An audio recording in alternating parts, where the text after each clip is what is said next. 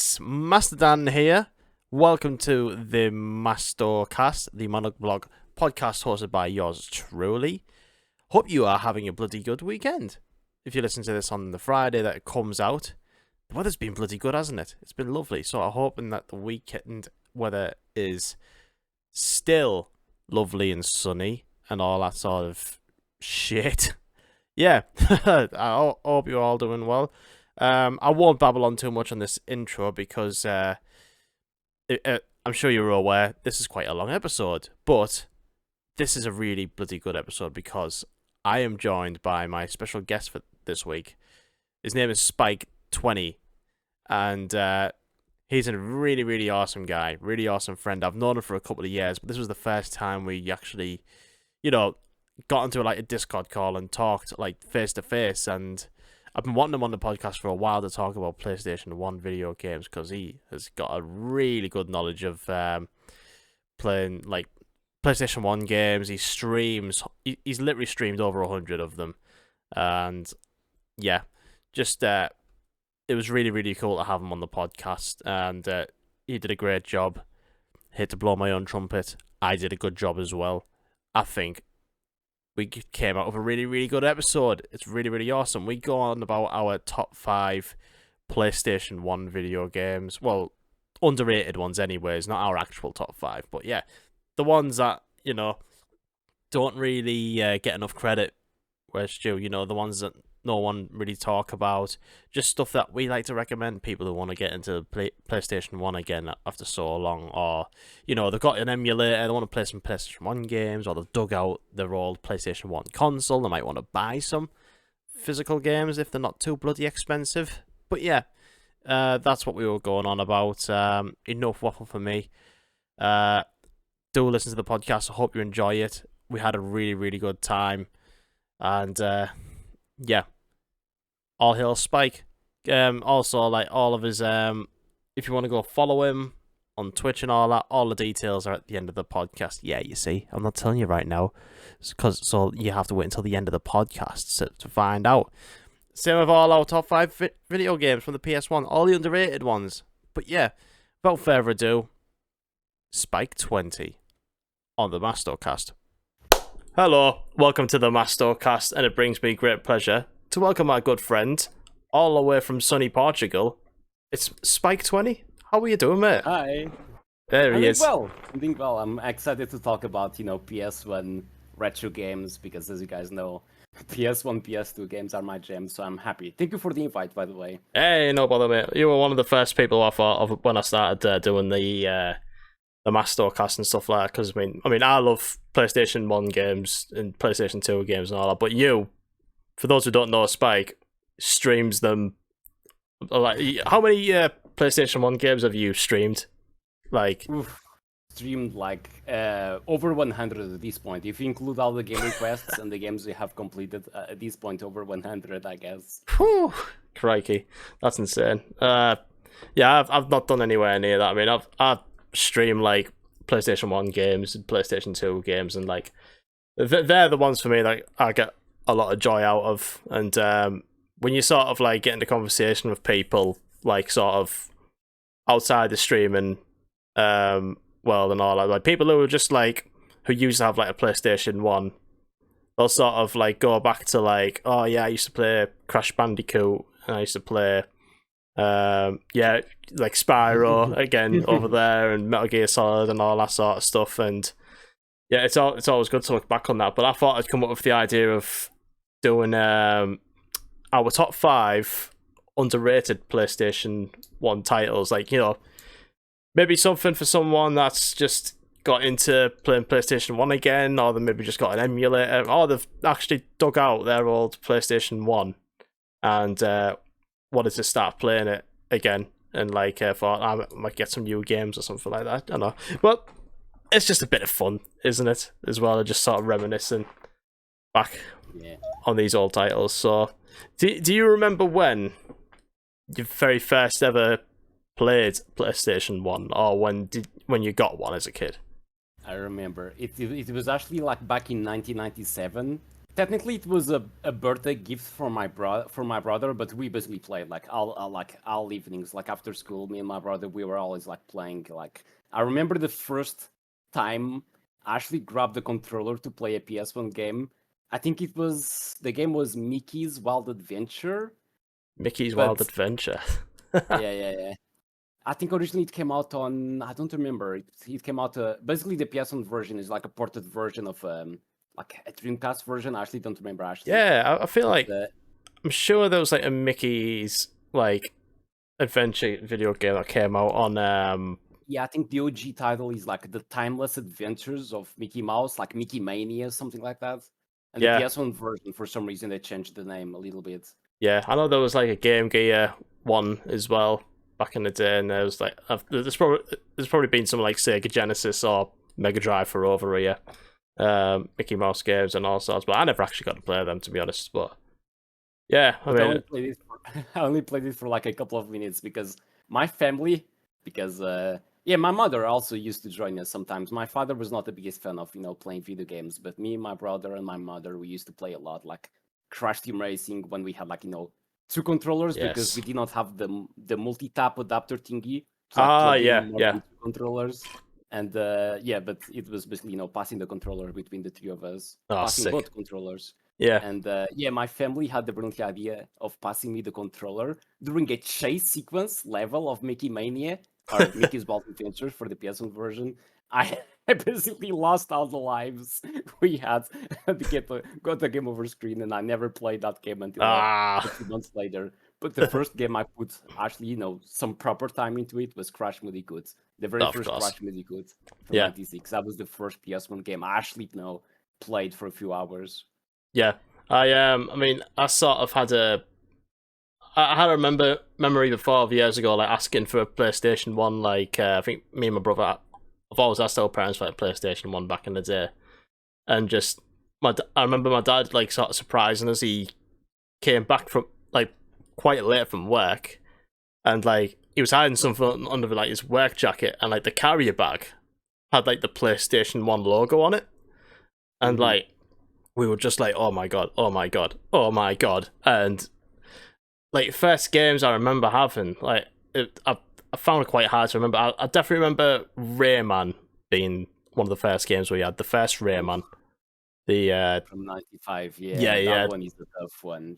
it is. Yeah, definitely. I've tried going back to that one before a couple of times, and yeah, that is solid. That one. The very That game, first, the very first Worms as well. That was one. And what else did we have? I know we had like the very first demo disc as well, like the one that comes with the mhm. PS1. We've got like the dinosaur on it and stuff, and there's Wipeout and like a plethora of other like old titles from back then.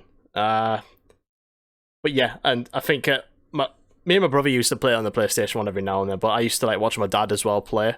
He used to play like the OG like Resident Evil back in the day, and I wasn't allowed to play it because I was too young. Because like Mhm. 1997, 98, whatever. I was only about 5 or 6 years old, but like yeah, that was where like my sort of love for like the horror games came from. Was just like watching my dad play them because like he used to play video games as well when he was a kid. Like he used to have like the VIC-20 and the Commodore 64. I don't know how familiar you are with those old consoles, but they're old. They're very very old consoles.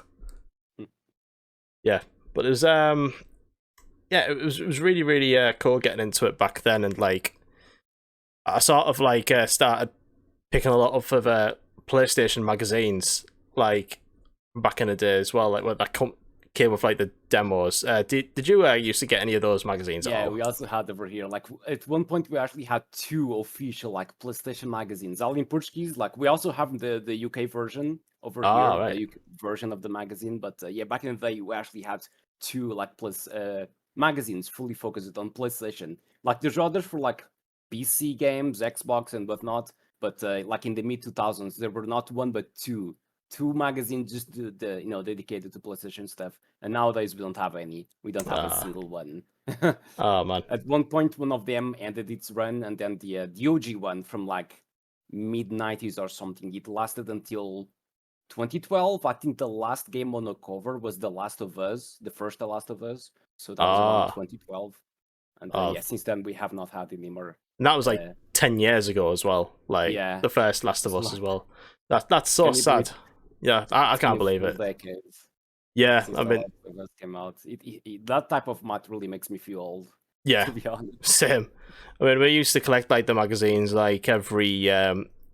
I think they were monthly when they came out for the PlayStation 1, and like we used to get all the demo discs, and I wish I still had them demo discs now. I don't know whether they're my brother's still got them or they're like hidden in like the loft somewhere, like at my parents' house. But like, yeah, it would be cool if I still had some of them, because like I discovered like a lot of like gems on them that like I didn't even like buy the games like fully. Like I'd just replay the demos a lot, and that's where some of like the games on my list ended up coming from as well, which is really, really cool.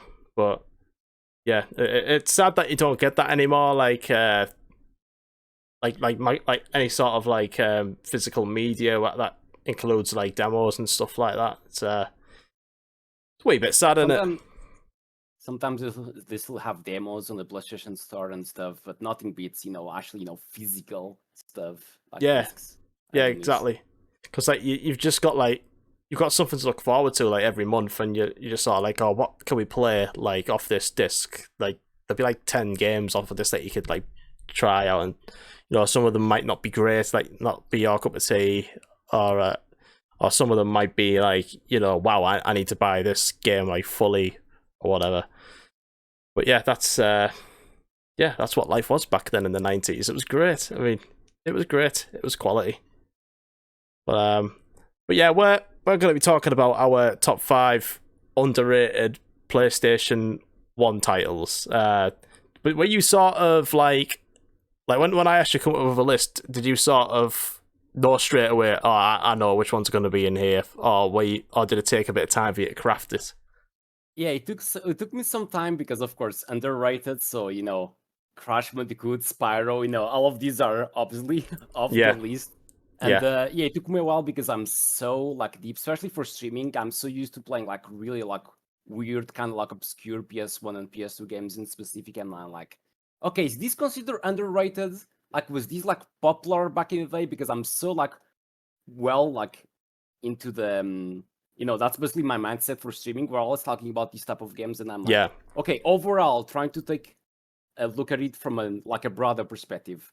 Back in the day, and especially nowadays, is these like, do many people know about these games? There's a couple of them. There's the one, because we're gonna go from like we have a top 5, so we're gonna go number 5, 4, 3, 2, 1. The number 1 that I have is I was like, I think like at least people who grew up back in the 90s with PS1, PS2 growing up, they probably know about this character. But then I was like, but nowadays, maybe not as many people. And even though there was, okay, I don't want to get into it. I know exactly what you mean.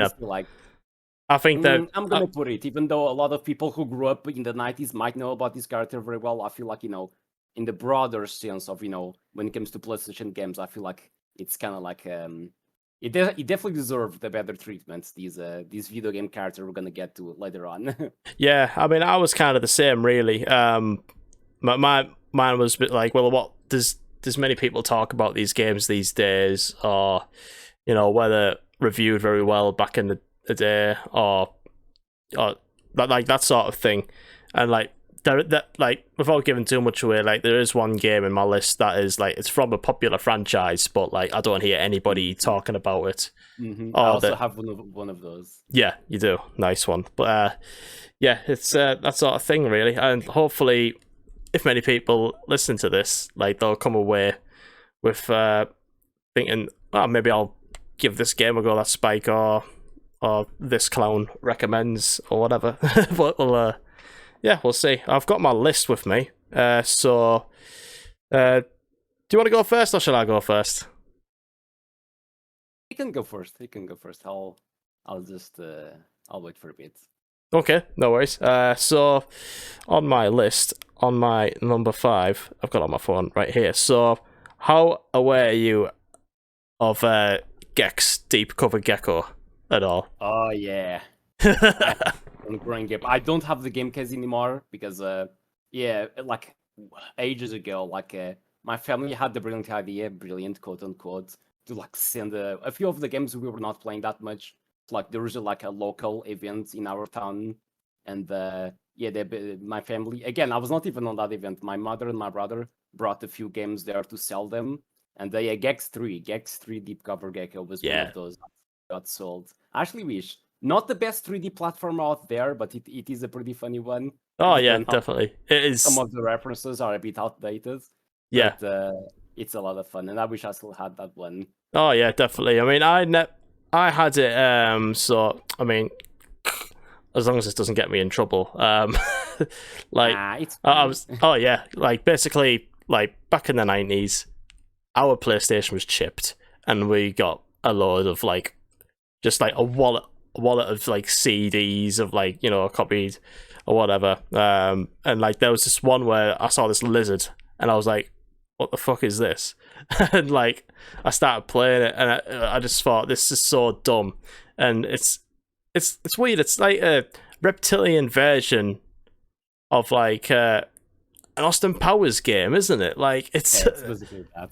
yeah, he's like, his character's sort of like based off Austin Powers, but he's always like referencing like loads of movies like from Star Trek and Star Wars and this, that, and the other. But like back then, I played it a lot. I never got around to finishing it back then, but when I like I had a go of it last night, just sort of on the run up to this, just to sort of refresh my mind, and I was like, oh, this is still fun.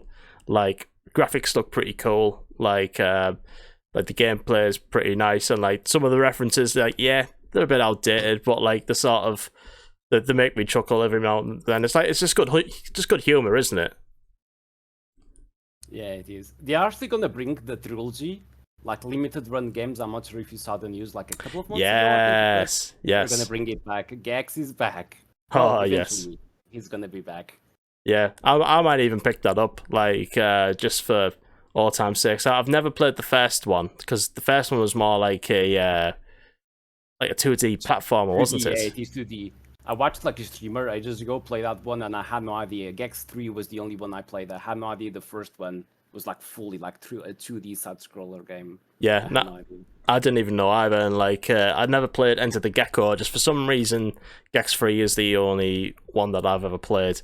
But it's just a fun time. It kind of reminds me of Super Mario 64 as well, like where, you know, each level, like you jump into like a painting and it brings you into like a different world. Whereas this, like with Gex, like you jump into a TV and you get transported to like a different sort of like you could be on like a casino, or like there's like the North Pole, and there's a mansion sort of level. Like there's all sorts, but it's really cool. And like in terms of mechanics, there's not a lot to do. Like, you know, you jump up and down, you got like a tail whip attack, and the other one's like you use your lizard tongue to like catch flies so you can gain a life. But it's just good fun. It's just really, really good fun. I think it's underrated. Like yeah, for sure. Yeah, I'm really glad they are bringing it back for sure. Yeah, I think I'm gonna have to pick it up just for all time's sake. But I don't think there's any release date announced as of yet. Like they've showed like on the limited run like direct sort of thing that they had. Like they showed like a little like a teaser, and like I just saw them and I was like, oh my god, Gex! It's fucking. I've not played this game in like over a decade. Like, yeah, so I think I might get that for the Switch. Like, I like the idea of something like that being like portable, like that sort of thing.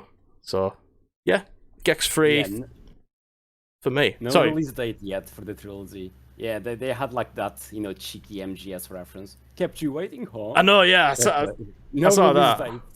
I know, yeah. I saw that, and I was like, I wonder if they like update any of like his like dialogue throughout the video games. Yeah, I wonder, because that one from MGS, I don't remember that one being. Well, I only played the third game, just like you. I don't remember the "kept you waiting" line being. No, there, so I don't remember that either, to be honest. But who knows? We might have missed it this whole time, or yeah, I don't even know if it's the same VA or something. I don't know. Yeah, probably not. Yeah, We have no idea. But anyways, that's my number 5, Gex-free Deep Cover Gecko. What's your number 5, Spike? So my number 5, and of course this is not going to work for audio listeners, but I actually have the game cases of all, because like I said, when I was choosing the top 5, it's basically I wanted to choose games that I had, at least played at some time, and yeah, I managed to come up with the top 5 of games that I actually have all of them on physical disc still. And yeah, so my number 5 is actually Jersey Devil. Not sure if I ever heard of Oh, yes. And to keep the 3D, platformer collectathon, trend going, it's funny because our, number 5, both of our number 5s are pretty similar. And yeah, Jersey Devil, it's based on so Jersey Devil, it's basically like a legendary creature from like folklore. I actually did not know about that until I played this game on stream like a couple of years ago.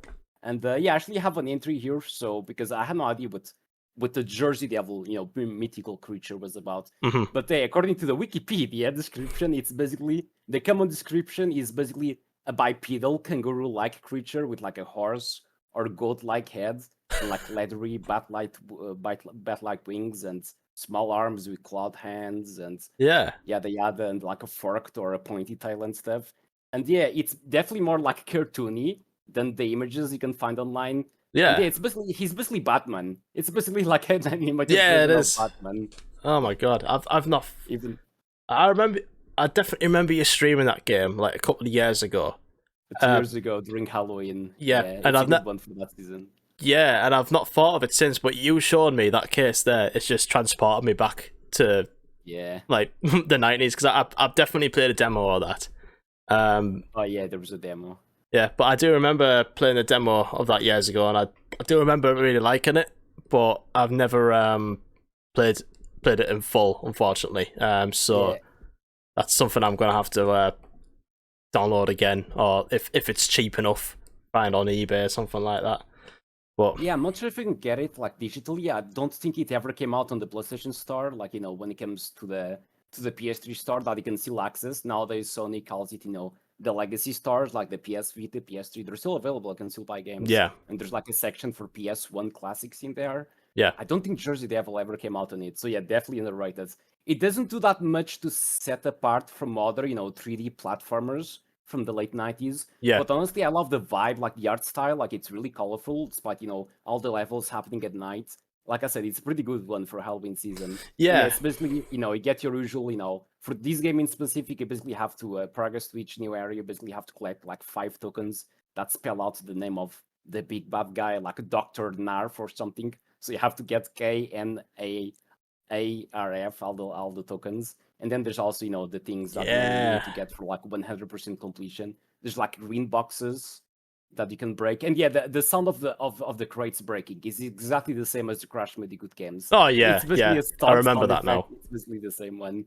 Yeah. And if you break all the green boxes, you basically get like a nitro bottle that then at the end, of course, just like it is traditional for these type of games, you fight a boss like on the arena, and after you defeat the boss, if you have collected all the green boxes, you basically drop a nitro bottle and you basically blow up the whole layer.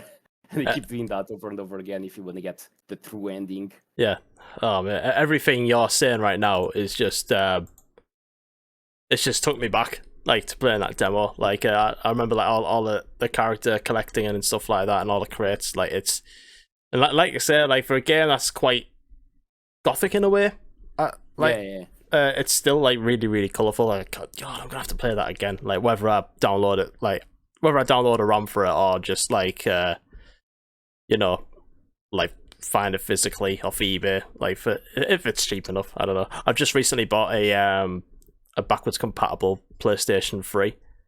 So the first, I wish mine still worked. Yeah, I was really I was really lucky and found one off Facebook Marketplace, and I was like, for very very cheap. One of these people who didn't know what they're selling, I was like, I'll buy it. So like that happens a lot. So like now I've got an excuse to get like some physical PS1, PS2 games, so that's awesome. But yeah, Jersey Devil, that's a really really good shout, mate, for your number 5. And so my number 4, like I said, comes from a franchise that's, it's massive, it's well known, you play it all the time. I've played the franchise a lot, but one game that I used to play back in the day, and I wish that they'd make a remaster or a remake of it and make it online multiplayer, is Crash Bash, which I think is quite underrated. I love it. Yeah. Nice one. Oh yeah, I absolutely love Crash Bash. So like, I used to play that back in the day. Like I had the I had the game for the PlayStation, and when I was when I was playing on it last night, just sort of on the run up, like I thought, yeah, I'll just do one level and just to remind myself what I'm playing, and I'll call it a. I played it for about an hour. Like I ended up like doing like the first stage. Like I did like all the like the pinball games and like the pogo paint, the ice, like the one when you're on the ice cap, and like the polar bears, yeah, and the Papu boss fight at the end of that. Like I was just like, oh god, I'm having so much fun. I don't want it to stop. But I have no doubt that you've played Crash Bash before. You being like the big Crash Bandicoot fan that you are. Yeah, it was actually the first non-Naughty Dog Crash game. It was developed by Eurocom, I think it was, and but yeah, it's a fun one, definitely. If you have people to play with, the solo like adventure mode, which you can actually play with another person. It also has like a 2-player like co-op type of thing. But yeah, that game is so much fun. Again, speaking of games that I used to play with my brother and my mother, obviously just like 2 controllers, passing the controller. That game was a lot of fun. Yeah, it's really, really great. Like I didn't know that it wasn't made by Naughty Dog. I just sort of assumed it would be like. First one. Right. That was the first one that was not made by them. But still, it is a lot of fun. Especially if you have people to play with. It's a lot of fun. Yeah, I'm pretty sure I played it with my brother like years ago, like when we had it for the PlayStation 1. And yeah, it is a lot of fun. Like for people who don't know, I've not played Crash Bash before. It's basically all the characters that have been on throughout the first 3, I'd say. Did it come out after the 3rd one? I think it did. Yeah, it came out after the 3rd one and after Crash Team Racing also. Yeah. Like 2000, I think it was 2001, 2000, something like that. It is the 5th, the 5th and final PS1 Crash game. It came out after the other 4. Gotcha.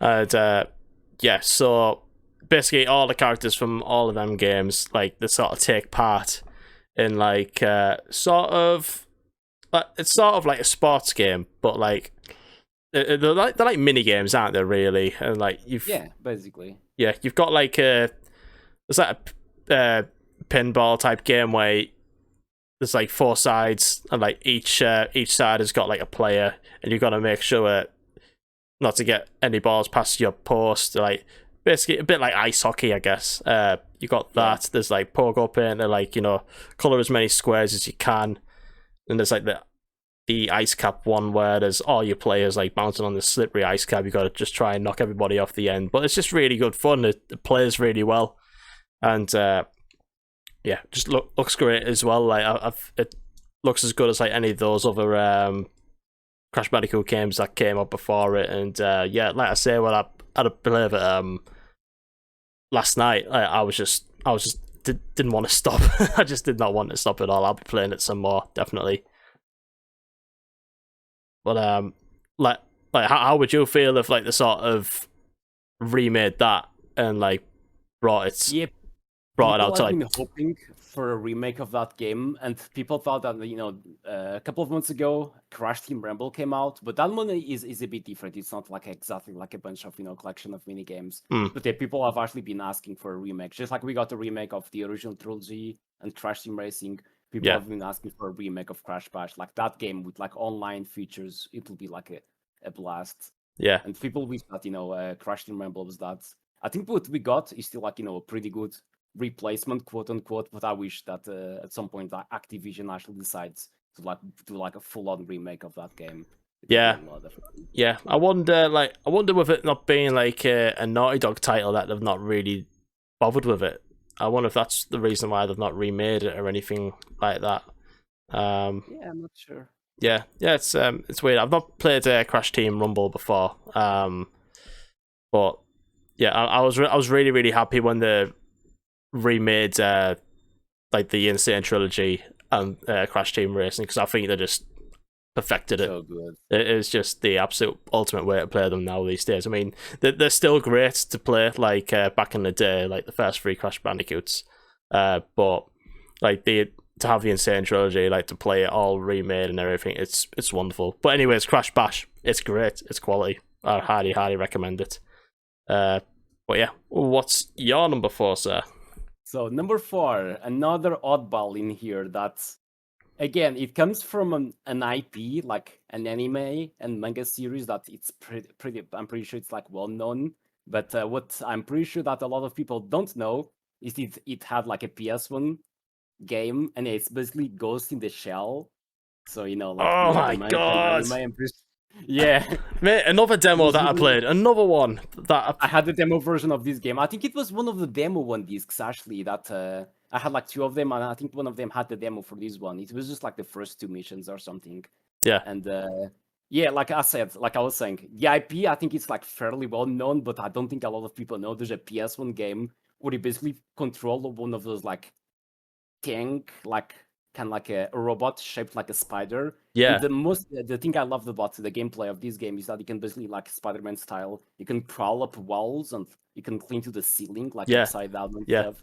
And it's so cool, the gameplay. Like, it's a fairly short game. It's one of those games that I like to call like it's like a speedrunner friendly game. You can definitely finish it in just like 3 hours. It has like 12 missions, but each mission only lasts like 5-10 minutes. You can definitely finish the game in just, when I played the game on stream, I finished it in like 3 hours, like less than 4 or something like that. Oh, right, it's that short, is it? Oh, okay. It is a lot of fun. And the music, the soundtrack for this game, like the techno music is like so good. It's definitely that game you can play just one evening, just to have like again, the gameplay is like really back in the day especially, I do consider it to be like kind of innovative, because you basically have like twin machine guns, and then you can shoot like, guided missiles, and doing that while you are like strafing like left and right, and like sliding along the whole map. It's like so cool. Yeah, there's actually a couple of like chase like sequence missions, that type of thing, where like on rails, and you basically have to like destroy all the enemies around you, like while like going down at a high speed, or like on the highway. And it's a lot of fun, honestly. And then they have like cut scenes that are basically almost as if you were watching an anime of that right series. And it is fun. Yeah, I don't remember much of the cutscenes, but everything you just described there, like I remember from playing the demo. I don't think I got the cutscenes because I played that demo back then. I remember it being great. Like back then, I never thought it was like an anime or anything like that. I used to play. I had no idea. Yeah, I used to play it thinking it was just its own thing, but I think it was like years later. Like I think anime in general has just had like this real big boost in population, like over the past decade or so. I think like with like Attack on Titan and everything else like being big, and like Naruto, Death Note, and all sorts of stuff. I mean, I know it's always been popular, but I feel like it's had like a bit more of a boost the past decade for some reason. And like I think I saw like Ghost in the Shell like DVD or like a Blu-ray, and we've got a shop. I don't know if you got it in Portugal, but we've got a shop called HMV in the UK, and it's basically like a multimedia type sort of shop. Like they do mainly like music, like records and CDs and stuff like that. They've got a lot, but they do like a lot of DVDs and T-shirts and stuff like that, and they've got a lot of books as well. But I saw Ghost in the Shell there, and I was like, is that the game that I used to play years ago? I didn't think it was like an anime or anything. But like that's what I found like quite interesting, like because usually when you sort of think of anime, you sort of associate it with like an RPG type video game. Yeah.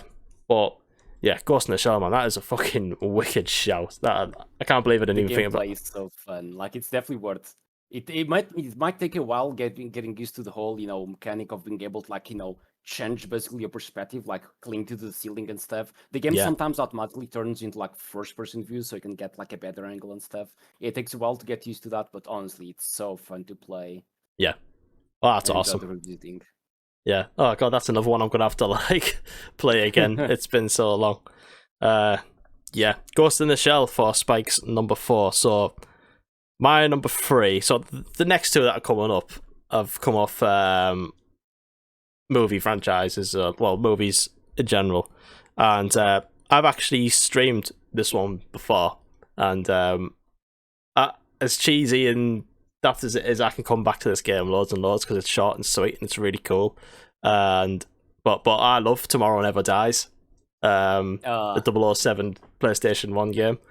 Like, it's just a great, cool action video game. Like, you don't even have to be into like the 007 like movie franchise or anything, or even have to know the movie for that matter. Because like, I watched the movie, but again for like the first time in years before streaming the game, and like, I was just like, you could just play this game without knowing 007 or anything like that. It's like you've got loads of different missions. Like you've got car missions, you've got rescue missions. Like there's missions where you're flying a jet, or you could be stealthy or anything like that. And I feel like it controls well, and like the graphics are decent enough. But it's a game that I could go back to. I don't know if you've streamed this one before, have you, Spike? No, I never played the 007 game. That is definitely something I have to fix at some point. Never played Oh. GoldenEye, Tomorrow Never. No, I never played any of them. You haven't even played GoldenEye. Yeah, never. Believe it or not, the only FPS game I played back in the day, and I have since then played on stream, and a couple more other FPS games on PS1 on stream. But no, the only FPS game I played on PS1 back in the day was Medal of Honor. That was the only one I played. The OG right. Medal of Honor. Yeah. And it was like a borrowed copy. Yeah, I'm not sure why, but Goran Gip, and again, like the PS1 games I had, most of them anyway, that I got like, as a birthday, Christmas gift from my parents and grandparents. Weirdly enough, it's missing. Like, I don't have a single FPS game in my collection. I have like, more like, not really like violent game, but yeah, I do have a few games like, like age 12, 16 plus. But yeah, when it comes to FPS games, I don't have a single one. Yeah, that's it. You don't need violence to be a good game, do you, really? But like, with Flake 007, like back then, I think there was a few entries like for the PlayStation 1. There's obviously Tomorrow Never Dies, and there was 007 Racing, which was a little bit of fun. That was quite good. And I believe there was The World Is Not Enough. Like, that was the title that was on there. But Tomorrow Never Dies is the one I come back to. Hands up, I think this game's better than GoldenEye. And I know how much people adore GoldenEye for Nintendo 64, because usually, whenever you mention Nintendo 64, the first game people usually shout out is either Super Mario 64 or GoldenEye. But like, for me, it's Tomorrow Never Dies. It's just really, really cool. It's awesome. Like, it's third person rather than being first person as well. But that's what I really, really like about it. I think it's an awesome game, and like it's only about 10 levels, so it's like it's short and sweet, and like it's not too different from the movie either. Like it doesn't sort of go tail off into like a different direction of what like some games do after like that are made after movies. So yeah, I think it's wicked. It's one of them. I love it. I definitely have to like get that sorted out soon. I definitely have to play like 007. It's really one of those omissions on my gaming experience, I guess. Yeah, you gotta tick it off, definitely. And another thing as well, the music is actually really, really good. Like again, I think it's better than GoldenEye. Like the music and everything, like the graphics. Like, I mean, this was another thing as well. Me and the Nintendo 64 controller just could not get along at all. Just could not do it. Like, funny enough, I was at like a bar at Stag Do like a few weeks ago, and like this bar had like a Nintendo 64 set up with the controllers and everything, like 4 controllers. So me and my friends like saw GoldenEye. I was there, like, yeah, let's play some GoldenEye. I was like, that's fucking hell. The controls in this game fucking suck. Like, so like, yeah, I think that's why I just stuck with Tomorrow Never Dies the most. Like, yeah, the movie's not anything great, to be honest, but the game is greater, I think.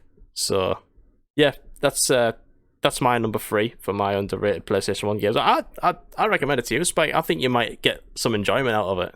I'll definitely have to play it. Since then, Like the only PS1 FPS games I played was Alien. I was gonna say Isolation. I keep getting confused with the more recent one, but no, Yeah. Alien Trilogy, which was actually redeemed by Emma. Emma is a sync. Yes. Shout out. Lovely streamer in our community. And Yes. yeah, that was a lot of fun. It took a while to get used to the obviously like kind of like outdated FPS like controls, because Yeah. when it comes to PS1 games, some FPS games have not aged that well. But mainly also because most of my experience when it comes to FPS games started like on the PS3 era with games like Resistance, Fall of Man, and stuff. So yeah, going back to PS1 controls for that type of game genre and stuff like that, it took a while. But after I got used to the controls, it was a lot of fun. Same thing with Medal of Honor. Yeah. I definitely have to get some more FPS nostalgia in there soon. Yeah. Funny thing is, like with like when it came to like FPS games, like I barely played any on the PlayStation 1 at all. So like when I eventually got a PlayStation 2, like I remember like Red Faction and Medal of Honor Frontline were like the first like of the first person shooter games I ever played. So like I actually struggled with them controllers like first time around playing them. Like I just couldn't get my head around like one analog stick moves you forwards and backwards, strafes left and right, and the other analog stick moves your camera and that sort of thing. I used to struggle with that quite a bit, and like it took me like a good year to like actually get used to it. So like now I can, obviously now I can play them like still shit at like Call of Duty or whatever, but like yeah, it's funny. It's funny how it sort of evolves from like PlayStation 1 to first person shooters and stuff like that over these days. But yeah, that is my number 3. Tomorrow Never Dies. What's your number 3, Spyke? I'm looking forward to seeing this. Number 3, again, it's one of those. The IP is very well known. Like it's like probably one of the most famous like retro IPs out there. But this specific PS1 game. So my number 3 is Miss Pac-Man Maze Madness. And Right, interesting. Pac-Man World is definitely like the most popular one on PS1. I think there was also a sequel for that one that came out maybe on PS2. Don't quote me on that because I'm Right. not sure. But yeah, Miss Pac-Man Maze Madness came out literally 1 year after Pac-Man World. And whereas Pac-Man World is more like your traditional, like 3D platformer game where you like play like in fully 3D levels, like collecting stuff and like bouncing on enemies' heads and stuff like that.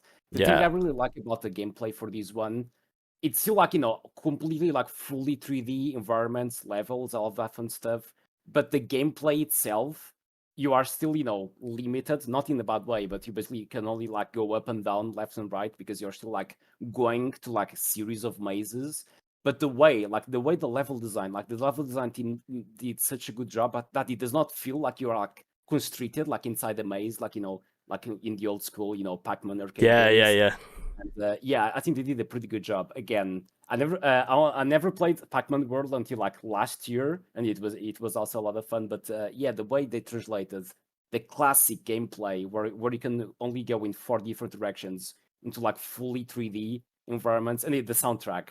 The soundtrack is so good. Whenever I hear the track for the first stage, that is called like Cleopatra. You go to like 4 different environments. Like there's a desert, there's like ice caverns, there's like a Chinese harbor. That yeah, the 2 tracks for the Chinese harbor levels are also pretty good. Yeah. Then you go to like a haunted like castle or something like that. And yeah, the music is also pretty good. Whenever I hear like Cleopatra is definitely my favorite track. Like the nostalgia like comes like reaches like really high levels. And it was actually a game. The funny thing about how I got this game, it was actually my mother who got it, and she was the first one to play it because she was really curious about it. And yeah, I'm always gonna be thankful to my mother of all people for buying Miss Pac-Man Maze Madness. More games. The gameplay is like so good. Again, the way they translated the gameplay is so well. And there's also a couple of like mini game type of levels. There's one that it's so chaotic but in a fun way. Miss Pac-Man is basically like on a sled, like kind of like how do I say it? Yeah, kind of like a sled, and it's like being pulled by a saber tooth or something. It's one of the mini games on the ice cavern team levels. and you basically go up against ghosts who are like driving like I don't even know what that's supposed to be, like snowmobiles with like jet engines or something like that, and and basically have like just a small like saber tooth. The funny thing is, the way you get rid of them and you control, even though obviously Miss Pac-Man is included on that mini game, you are technically controlling the saber tooth, and the way you get rid of all the other guys that are using like obviously like huge like vehicles that can get like huge speeds like really fast, you basically spin around. You basically control the saber tooth, and then you spin the sled where Miss Pac-Man is, and it basically like the physics go wild. Like honestly, it's so easy to fall off the track on that mini game, but chaotic but in a fun way. But other than that, and another mini game where you basically like control a boat where you can shoot. Yeah, that one's kind of like more basic. Outside of those, 2 mini games, everything else it's basically you basically travel through different mazes, and yeah, the way they made it like look so seamless and not like feel like your movement was like restricted at all. It is a fun one, honestly. Especially since after you unlock them, you have like time trials. You can like they definitely incentivize you to replay levels. Especially since there's, without wanting to give too much away, it is a bit annoying, to be fair. It's just like it almost feels like they are increasing the replayability factor in a weird way. But after you beat, without spoiling anything, after you beat a certain level, a certain boss, you do get like a key that allows you to like access areas of previous levels that you have played but could not get in there until you got that key. So if you are like a 100% completionist type of player, you do have to revisit all the levels. That's insane. But, the time trials are definitely worth it, just so you can like, if you really want to get used, do the movement of the game, and it's fun for like the replayability factor, and like for games like Ghost in the Shell, where you can, again, 3 hours. Yeah, that one does not have much replayability to it, but this one, in terms if you want to just keep playing it for a bit longer, they do have extra challenges and stuff like that you can do.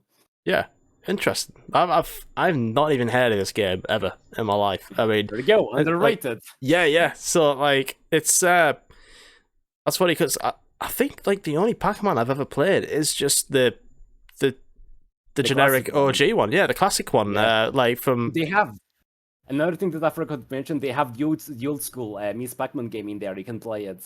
Oh, wicked! They have a couple of really cool extras in there. You have the OG Miss Pac-Man arcade game in there. Yeah, that's insane. Like I've never heard of that before ever. Who developed it? Was it it is Namco? Like a Namco. Yeah, Namco. Yeah. Like it actually has the logo here. I'm not sure if there was like Namco is at least the publisher, and I guess they were also probably the developer. At least I don't think they like outsourced it to like a different studio or something like that. But yeah, it's pretty much like a Namco type of thing. It is published and developed. It was them. In-house made, I guess. Ah, sick. I mean, I like the cover as well for it as well. I've never even seen that before ever, and I think that's one for me to just have a little fun at giving a go. And the funny thing is, Pac-Man World came out, and the HUD, you can definitely, some people call this one like a companion game to Pac-Man World, and even the UI design, like the menus, it's like pretty similar. And Pac-Man World got a remake last year, like Pac-Man World Repack. And when that came out, when that remake came out last year, I was so happy. There were a couple of people on Twitter, or X apparently. Yeah. Now called that way. But there were actually a couple of people, and I was like, I'm not alone. Okay, Miss Pac-Man Maze Madness. How about you remake that one next? Yes. Hey, maybe, who knows? It came out literally 1 year after Pac-Man World. Since we got a remake for that one last year, maybe, who knows? You never know. Hopefully, love it. Fingers crossed. I mean, I feel like in this day and age, you're getting as many remakes and remasters as you are, like, new IPs, like, at the moment. So, you never know. Something like that might come up. But yeah, that's a good shout out for number 3. I'll have to try that out. So yeah, Ms. Pac-Man, is it Maze Madness? You said it was called? Maze Madness. Maze Madness, yeah, nice one. I'll have to. When did that one come out? 2000, I think. Yeah, Pac-Man World 1999. It is 2000. Right, nice one. So my number 2, I'll I'll be a little bit brief for this one because I've already talked about this on another podcast and I've already streamed it. If you watched the or listen to the one I've done with Cam Chappers, which is top 5 Star Wars video games, and I had to put Star Wars Phantom Menace in there again somewhere. Oh my god, that one is so good. It's quality, isn't it? It's so good. Like it's my favorite like Star Wars game, and like I've always thought of it being like underrated because when you talk about Star Wars video games, you're always gonna go for like Battlefront or the more recent ones like Jedi Survivor and KOTOR. Yeah, all of those classics. Like fair play, definitely. But like Phantom Menace, like when I had that as a kid, I played it to death. I absolutely played it to death. I definitely completed it like more than once, and like like I said with Cam on the previous podcast, the movie, it's not great, but like the game, it's better. Like a bit like what I said about Tomorrow Never Dies. But like it's just one of them. Like they release a game that's better than the actual movie that's playing off, and like. One thing I will say, like the graphics, they haven't aged all that great. Like if you look at like the faces of all the characters and all that you go to talk to, they are like little blocks. But yeah, it's fun. Like if you really want to, you could go GTA style and just get a lightsaber out and just kill everyone in Tatooine if you want. And it's just good fun, short and sweet. Again, I think there's only about 10, 12 levels in total, and you can like switch between like Obi-Wan and Qui-Gon Jinn and everything. So yeah, I mean I love it. I streamed it.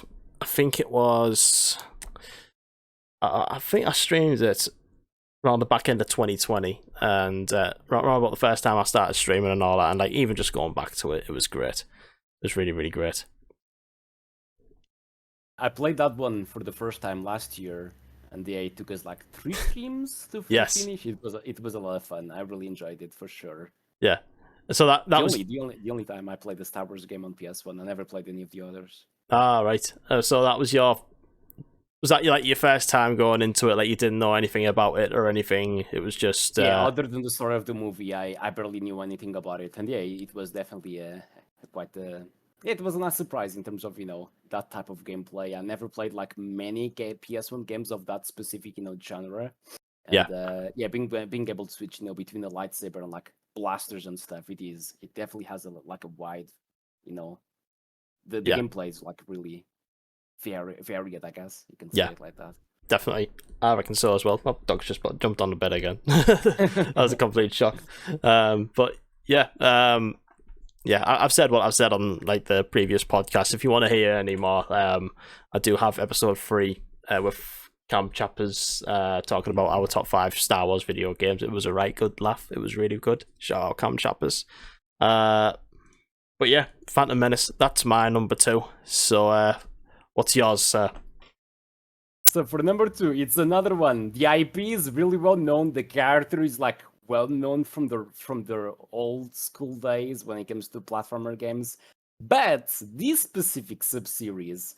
So my number 2 is Mega Man Legends, specifically the second game. The first game is also a good one, but the second game basically does everything the first game does, but a lot better. Yeah. But yeah, Mega Man Legends. So yeah, basically the Legends series. The funny thing is, speaking of playing games without knowing about other stuff out there, Mega Man Legends was my first experience when it comes to Mega Man. Like I did not know there were like the old school, 2D platformer ones, because this one is in full. The thing about the Legends series that sets it apart from all the other iterations, it's fully 3D. Everything is like the gameplay. It's like all fully 3D instead of being your traditional 2D platformer. Yeah, these ones barely have like any like platforming stuff, even though we can jump around and stuff. But yeah. Legends. So it's basically I'm not even sure if if it happens like in an alternate timeline. There's people like there's like big Mega Man fans that put this game as taking place centuries after the OG Mega Man series, the Mega Man X series and stuff. And yeah, the thing about this game, it's more like an action adventure, like shooter. And yeah, the story of the first game. The thing I liked about the first game in specific, it's because it's like I do like games like MGS1 that take place in a specific location.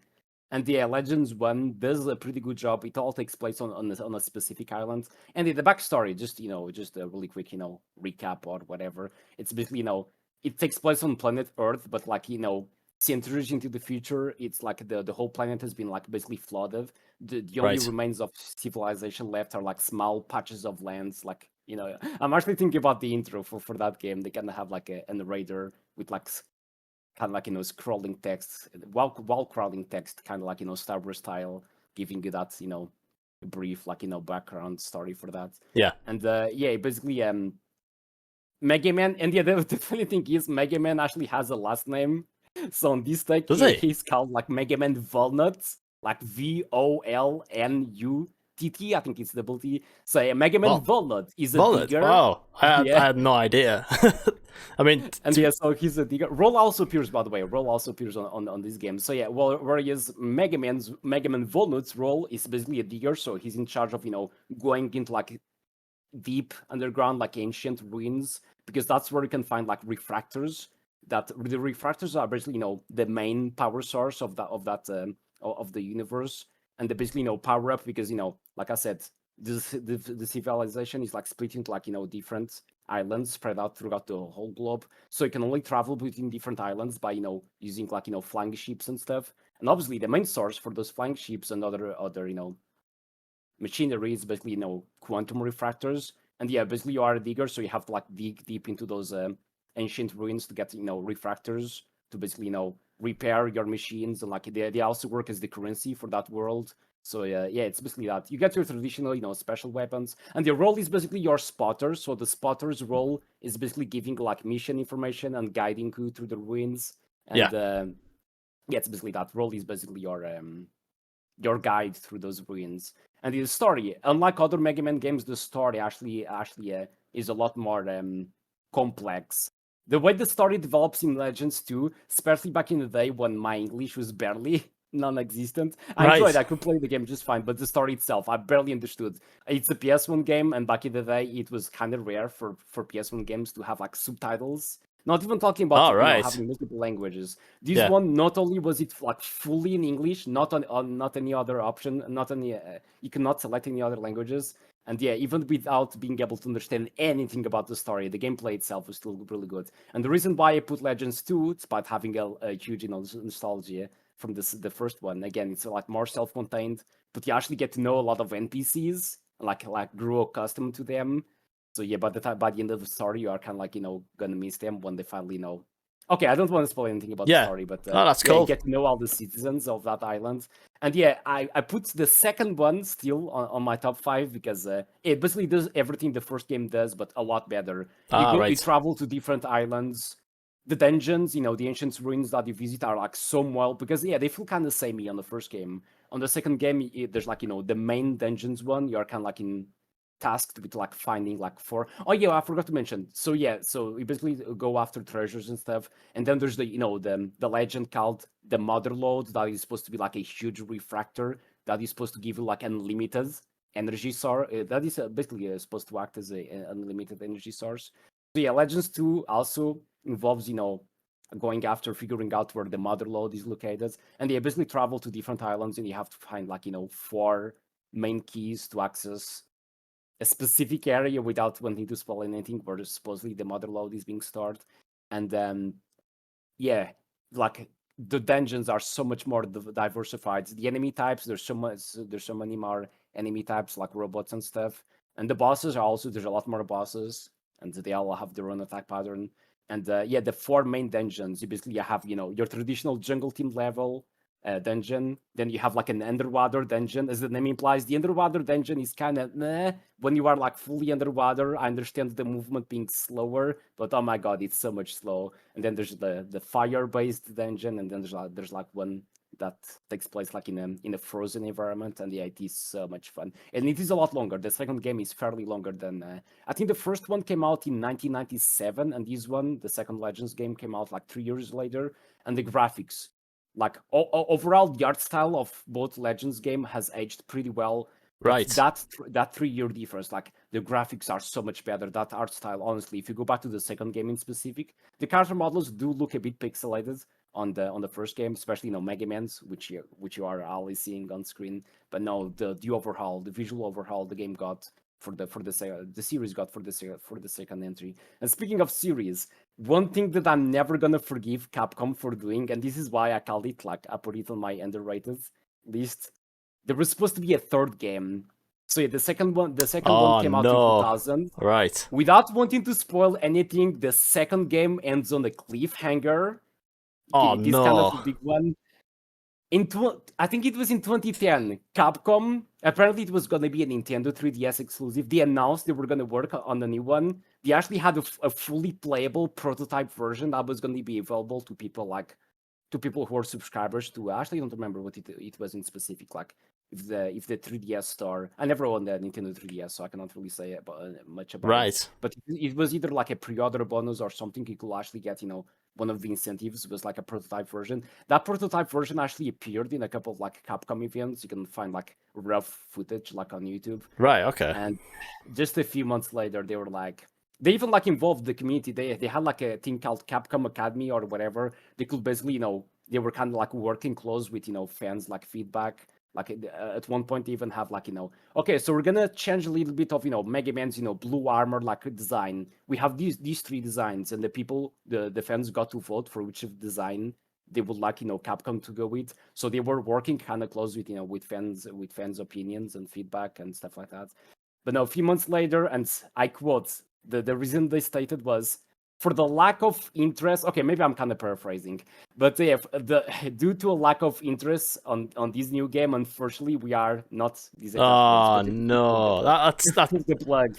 And oh my god, that was so many. Again, it's a kind of when it comes to the Mega Man series overall, the Legends fan base in specific is kind of small, so that's why I consider this game to be definitely underrated, especially after the especially after release that comment as well from yeah, Capcom. Definitely. yeah, it was just oh my god, really? 10 years. 10 years after that big cliffhanger, they announced a new one. And then they were working. They seemed like really excited, the team in charge of that game. They had a fully playable prototype version even, but you know what? Nah, there's not enough interest. Let's just put it in a drawer. And since then, there's not been anything about it. They have expressed sometimes, Capcom sends that, surveys about, hey, which next game. And yeah, lately Capcom has actually been doing, without wanting to say too many bad things about Capcom, overall they have been knocking out of the park with, the legacy collections for the old school Mega Man games, the remakes of, Resident Evil. They have been doing a pretty good job. Now, last year we Yes. got the collection for Mega Man Battle Network. At this point, they have legacy collection heads remastered pretty much all Mega Man series, the Legend series. Okay, maybe not give us a new one, but at least a remastered version of these ones. Is that too much to Yeah. ask for? I don't think it will take them that much time. But that is my small rant. Definitely underrated, and it is a great time. Again, visually speaking, both games, especially the second one, holds up pretty well. Wow, that's insane. I mean, to be honest, I've never played I don't think I've played the Legends Mega Man games. I did have a Mega Man game on the PlayStation 1, but I completely forgot which one it is. Might have been Mega Man 8, or like might be the first couple of the X series. Possibly. Might have been one of the X ones. I can't remember. It was a 2D side-scrolling one, definitely. It kind of reminded me of like Metroid back in the day, but like I've never played. I don't think I've ever played a Mega Man since. Like I thought it was pretty good back then, but like you say, I've not heard it. I've been aware of like the Mega Man Legends name, but I've not heard anyone talk about it. So like that's why it's Capcom decided to. Yeah, that's why. People like Mastodon won't have heard it. Like no point in making a third one. While you're banging on their doors, like please, I want Mega Man Legends free, and they just like went. That's such a shame. That is such a shame. But like, hell of a story though. That's yeah. That sounds so crushing for anyone. It was, honestly, even though it was supposed to be a Nintendo 3DS exclusive, and I did not own a 3DS back then, just having that series like coming back in a big way. I was getting so excited, but Yeah, I Capcom had was. other Uh, priorities. yeah, I was the same about the not down to like, I don't, it wasn't down to like the fans' interest, but like with PT and like a new Silent Hill coming out and stuff like that was something I was mega excited for. I was hoping for it to be like, right, okay, this is it. Like Silent Hill's going to come back. It's going to be better than ever. It's going to be back to all scary roots again. And then it's just like, yeah, Hideo Kojima and Konami had that falling out. I'm sure that's what it was. Then that was it, completely gone. So yeah, that was completely crushing. So like, I get what you mean on that perspective, like with Mega Man Legends, definitely. But I've not played that game before. The gameplay of the second one is a lot better. Like the first one is kind of like, it's not fully like tank controls, but it is kind of like janky for sure. The second one, even the lock-on system, that is also existent on the first one, but it does not even have like reticle. The lock-on system, the whole combat of the second game is miles better than the amount of work they were, the amount of stuff they were able to improve on in just like 3 years. Right. Like, I was really excited for how much better it was gonna look for the Hopefully, third game, but.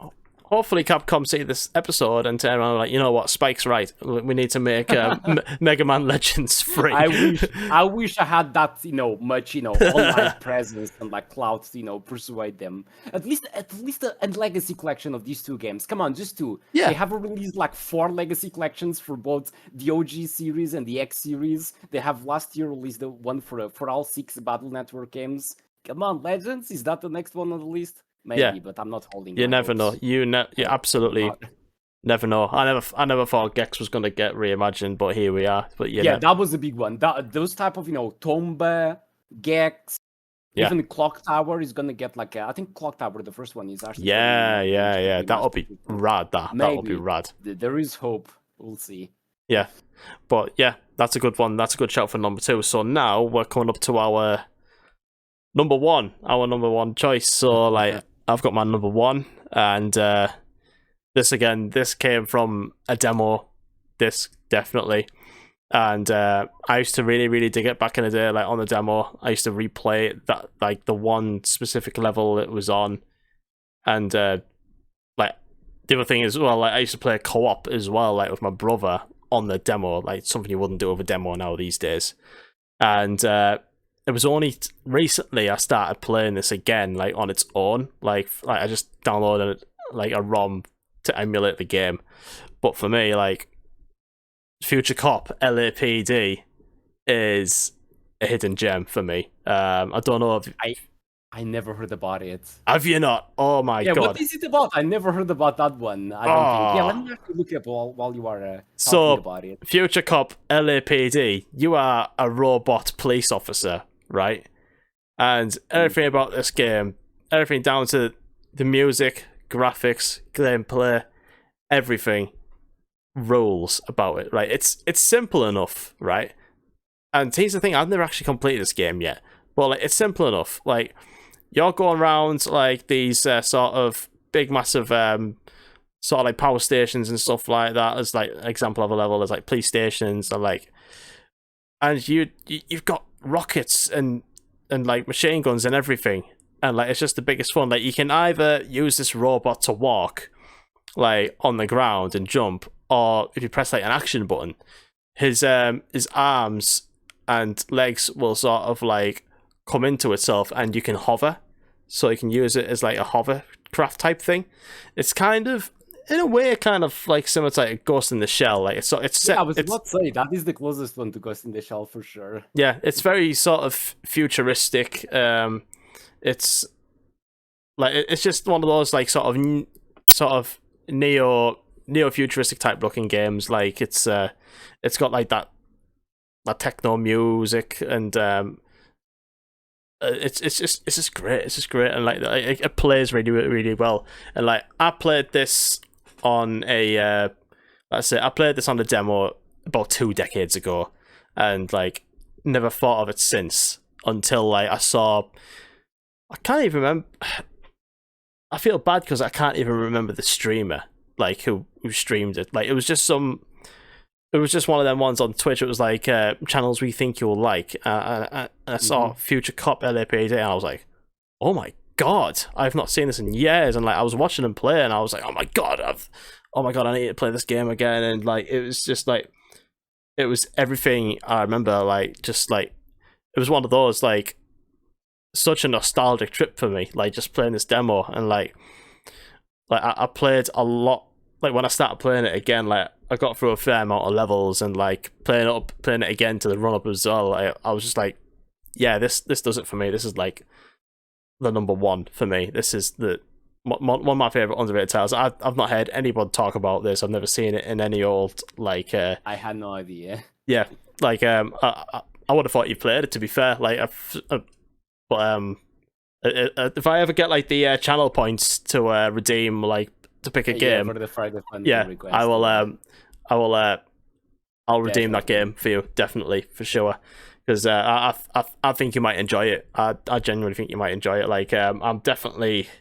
I mean, the only thing is like the physical copy is quite spenny at the moment. It's probably around about like £50 on average off eBay if you find like a good copy. So like at the moment, I'm playing it on like an emulator, but it is really, really, really good fun. Like you a cop set in the future, you're a robot. You can either walk or like levitate, like hover, like go around places. Like you've got like your missiles, you've got machine guns, and like some of the other missiles are the type ones that sort of like shoot up and then drop down onto enemies and just blast a lot of them. It's violence. I mean, I love violent video games. What can I say? But it's wicked, man. It's absolutely wicked. I can't remember who the developer was for that game, but it's it is a hell of a time. It is an absolute hell of a time. Future Cop LAPD for me. Like it's gonna look into some gameplay for it. It definitely reminds me of Ghost in the Shell. That was the first game I was thinking about. Well, if I enjoyed Ghost in the Shell so much, yeah, I'll definitely have a look at that game for sure. Yeah, definitely. Like I say, if I once I eventually get enough channel points, I will redeem that for you to play it. I'm looking forward to it. Yeah, it's absolutely brilliant. I love it. And I'm like, yeah, I've just started playing it again. I'm a few levels in. Like I was saying about Crash Bash, like I was on that for a good hour. I did the same with Future LAPD, and then I went to save it, and it just said, "Oh, can't find a memory card." I was like, oh, "Shit!" So I'm gonna have to start it again. So, yeah, but that's why I don't like playing on emulators, because sometimes they just drop dead on me sometimes, and yeah, have to be careful. That's why I've been meaning to do a backup of like a lot of games that I have played in recent memory on stream. I am long overdue to make like another backup to make sure I don't lose anything. Yeah, that's yeah. I'm glad I've actually found a game that you haven't heard of as well. Never heard about it. I never heard about it. Yeah, because I know how much you honestly, really. People give a lot of praise for my knowledge when it comes to PS1 games. It's definitely from every single console generation. The PS1 is definitely the one that I have more experience with. But honestly, I honestly think my PS1 knowledge is overrated, not underrated, but actually overrated. I think people speak. I was giving such high praise. I do know a lot about a lot of stuff, because again, it was the very first console generation that I grew up playing. But no, there's definitely a lot, and that's why on my Twitch channel, game requests are a thing, so that people so that I can get like input from everyone in the community, and people can redeem and suggest games for me to play that I never heard about it in my life. And that one is definitely I never heard about it. Definitely, yeah. I'm not sure if that game had like any like sequels or anything like that. I don't think it. I don't think it did. No, I think it was just its own game. I think it might have been on. I think it might have been released on PC as well, and I think I might be really, really wrong at this. I think it might have got released on Sega Saturn, but like the console to play it on would be the PlayStation one, because like if you go on eBay or CEX or whatever, like you'll find it there. Like that's the place to find it. Like it's mainly just PS1 versions of that title, but like even though it's like if you Google it, like it's got a lot of good reviews, and like there's a lot of people who praise it like on YouTube and stuff like that. When I've looked at like other people's playthroughs and everything, but like I've never heard anybody else talk about it. Like just what I've searched for, really. Like, yeah, it's great. I highly recommend it to anybody, and I highly recommend it to you, Spike. Into it. Yeah, definitely. Yeah. So, anyways, what is your number one underrated PlayStation 1 game, mate? So yeah, number one, the one I mentioned, that's probably a lot of people who grew up, back in the day, definitely probably know about this character very well.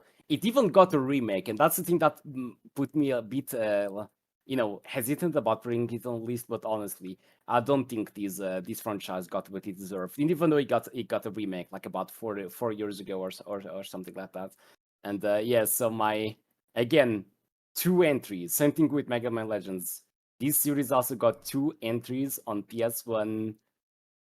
And that was pretty much it. I guess it got the PSP remake for the first game. And I'm going to go with the first game. So it is Medieval. Yes! Another one for... Again, yes. It got a remake, so at least, it got, Sony's attention for them to, actually go on with the full remake. Again, just something with Jersey Devil. I love the art style, this, like, Tim Burton, like, aesthetic. Yeah. A pretty good, the best game. I always played this game for Halloween. Maybe, I played both games back in 2021. Last year, I actually played the remake. But again, kind of similar to Mega Man Legends, but at least we did get a remake of the first one. Mm-hmm. But no, everyone was asking for, Sir Daniel for this queue to make, a comeback. Sony listened. I don't remember the name of the studio who made the remake, like Ocean Dive Studios, something like that. Yeah, I know like, which one you're on about. I forgot the name as well, but I know which one you're on about, yeah. And the remake came out, and despite the many quality of life improvements they made for the first game, the game came out. Honestly, Sony did a kind of bad job advertising the game, even though it did come out in October, perfect for the Halloween season. But they did not really. They released like a couple of like gameplay videos, like just one trailer, 1 minute trailer, like 2 weeks before. I don't quote me on that. Like on the month where the game came out, right? Like 1 or 2 weeks before, maybe. But honestly, they did not really advertise it that much on their, social media stuff. Mm-hmm. At least they had the demo. I guess the demo is kind of like, a callback to the demo version of the Medieval one. I had it on demo as well. Definitely Medieval. Yeah. And I think it gets as far as like I think you get out of the graveyard on demo, and that's it. It just cuts off there, like, buy the full game now. And it's like, oh, no. But I did eventually get the full game, like, later on down the line, and just, fuck it. It's so good. It is so... I can't believe I didn't even think of it, actually. But, like, the graveyard, like, the first, like, 3 or 4 levels are so iconic. The ones that came after are also, like, pretty interesting, visually speaking. And that is why I put the first one, even though we did get a sequel, like, I don't remember how many years later, like 1, 2, maybe it was like the same time gap, similar to, between the first Legends game and the second game. But honestly, the main reason why I put the first one on the even though gameplay-wise and camera movement-wise, the second game is a lot better. The first game, they did a decent job with the remake, but even though the remake, it does have a few camera issues. There's a few, like, kind of like platforming sections towards the later, like, harder levels. The platforming even on the remake it's kind of clunky, but oh my god, like, honestly, the environment and the reason why I put the first one, despite gameplay wise the second game definitely being better, the reason why I put the first one on the list is because the environments. So the first game takes place in, like, on the 14th century, like, like England, like on the, I'm assuming it's fictional, like on the land, on the kingdom of Gallowmere. Yeah. And oh my god, the graveyard levels, pretty iconic. Like when people think about medieval, I think the graveyard levels are always the first levels that people think about. But then you also go to like a scarecrow field, like a pumpkin gorge. You go to like enchanted forests and like a castle and like a nice cavern that has like a freaking dragon like living inside. Like it's so like even go to like a freaking like pirate ship at one point. Whereas the second game forgot about that. Yeah, the second game takes place like 500 years later, so it's like definitely more modern. It's like Ah, you basically it takes place like on yeah, I guess you can call it like Victorian London. So yes, right. it is a lot more modern. The very good thing again, besides the gameplay, the weapon variety is definitely better on the second game because you basically get like kind of like pistols and even like without. Well, I might as well say it. It is a pretty old game, Yeah. but one of the last weapons you get for collecting all the chalices of souls. Basically, it's basically if you want to get the true ending for both games, you basically have to kill enough enemies to put all the souls on the chalice, and you basically have to collect the chalice to unlock new weapons and stuff. And yeah, the weapon diversity is definitely better in the second game. The first one does have a few, a few too many like longbows. There's like a longbow for like normal arrows, then there's one for fire arrows, another one for Yes. magic Yes. Yeah. arrows. The second game definitely has more, like Yeah. a magic cane and like what else? Yeah, like a pistol, like kind of like a shotgun type of weapon, even though it's not technically a shotgun, but I don't remember the Yeah. name in English. Because speaking of which, Medieval 2 was one of the very first PS1 games that I played that had push keys, European push keys. The voices were Ah, there fully you dubbed go. into European push keys. And again, even though I have a lot more nostalgia with the first game, the second game being one of the very first, PS1 games that I played, that was the voices of the characters, the menus, subtitles, everything in Portuguese. To actually be able to understand the whole story back then, that was pretty good for sure. And yeah, you can even again, it's not a spoiler for the game. It is on the game cover of the second game. You can put like your skull on the zombie's hands, and you can basically control the zombie like a hand while going through like narrow passages and stuff. The second game does have some pretty fun and clever ideas, but honestly, the environment, like the game I always go with, for Halloween, like the Halloween vibes, like the Tim Burton aesthetic for the Yeah. first Yeah. game. Definitely. It still puts it on first place for me. The environment, the level design is a lot more interesting. The second game is definitely better, gameplay wise and weapons wise, but the first game, nothing beats that. And yeah, basically, the story of the first game, without wanting to get too much into it. Yeah, basically, Sordano Fortescue is supposed to be, the champion of the king of Gallowmere. So yeah, Zarok is like an evil sorcerer that tries to conquer the land. And yeah, since Sordan being, the king's champion, his right hand, he basically leads the whole army. And when the fight starts, even though the history books say otherwise, and that's why I love the story of the first game, Sordana Fortescue from going from underdog to like, hero of Gallowmere. Even though the history books say that Sordana Fortescue succumbed to like mortal wounds, died right after, delivering like the finishing blow, like killing Yeah. Zarok. Yeah. That's what the history books say. Turns out, and you get to see it on the first cutscene of the game. He dies. He leads the first charge of the Gallowmere's army, and the first arrow that Zarok's army shoots, the first arrow like directly hits like Jordan's left eye, and he basically dies straight away. He's the first person to go down, even though the history books say that, Oh no. and that's why he did not Yeah. earn access, to the Hall of Heroes, which is basically, Valhalla for heroes of Gallowmere, Yeah. and Yeah. that's why he did not ascend. So yeah, Zarok, ran away, and everyone thought that he was dead because that's what the history books say. Yeah. But then Yeah. 100 years later, he comes back. He does like an evil spell that resurrects like his evil army, so they're all basically zombies. And Yeah. without realizing, he also brings back Sir Daniel like Yeah. back to life, who has been like left like rotten like on the crypt, like on the Yeah. Yeah. Like a Gallowmere tomb. Yeah. Yeah. graveyard and stuff. And Yeah. oh my god, I love the story of the first game. The story of the second game, it is a decent one. They do some clever things towards the final act of the game, but again, nothing beats that old and again, you have to collect all the chalices throughout the whole levels to basically Yeah. Similar to the first one. Yeah. regain the trust of the Hall of Heroes, because every time you get the chalice, you get access. And yeah, like I said, the second game definitely has a better cast of characters. On the first game, if you don't go for the chalices, if you don't go for 100% the true ending completion, you do meet like a couple of people along the way, but you are mostly Sir Daniel is mostly alone on his journey, and that is another thing that I think the second game did better. You have like a supporting cast throughout the whole story, but again, nothing beats that underdog story of the first game for sure. And that is what the first one still the environments and the story alone are enough to still put this one a bit higher than the second one Right. on the list. Oh, nice. Yeah, God, I can't believe I didn't even think of that myself, to be honest. Like, I loved Medieval, and I definitely played a lot of it back in the day, but considering I did love the first one, I don't think I ever actually played the second one, ever.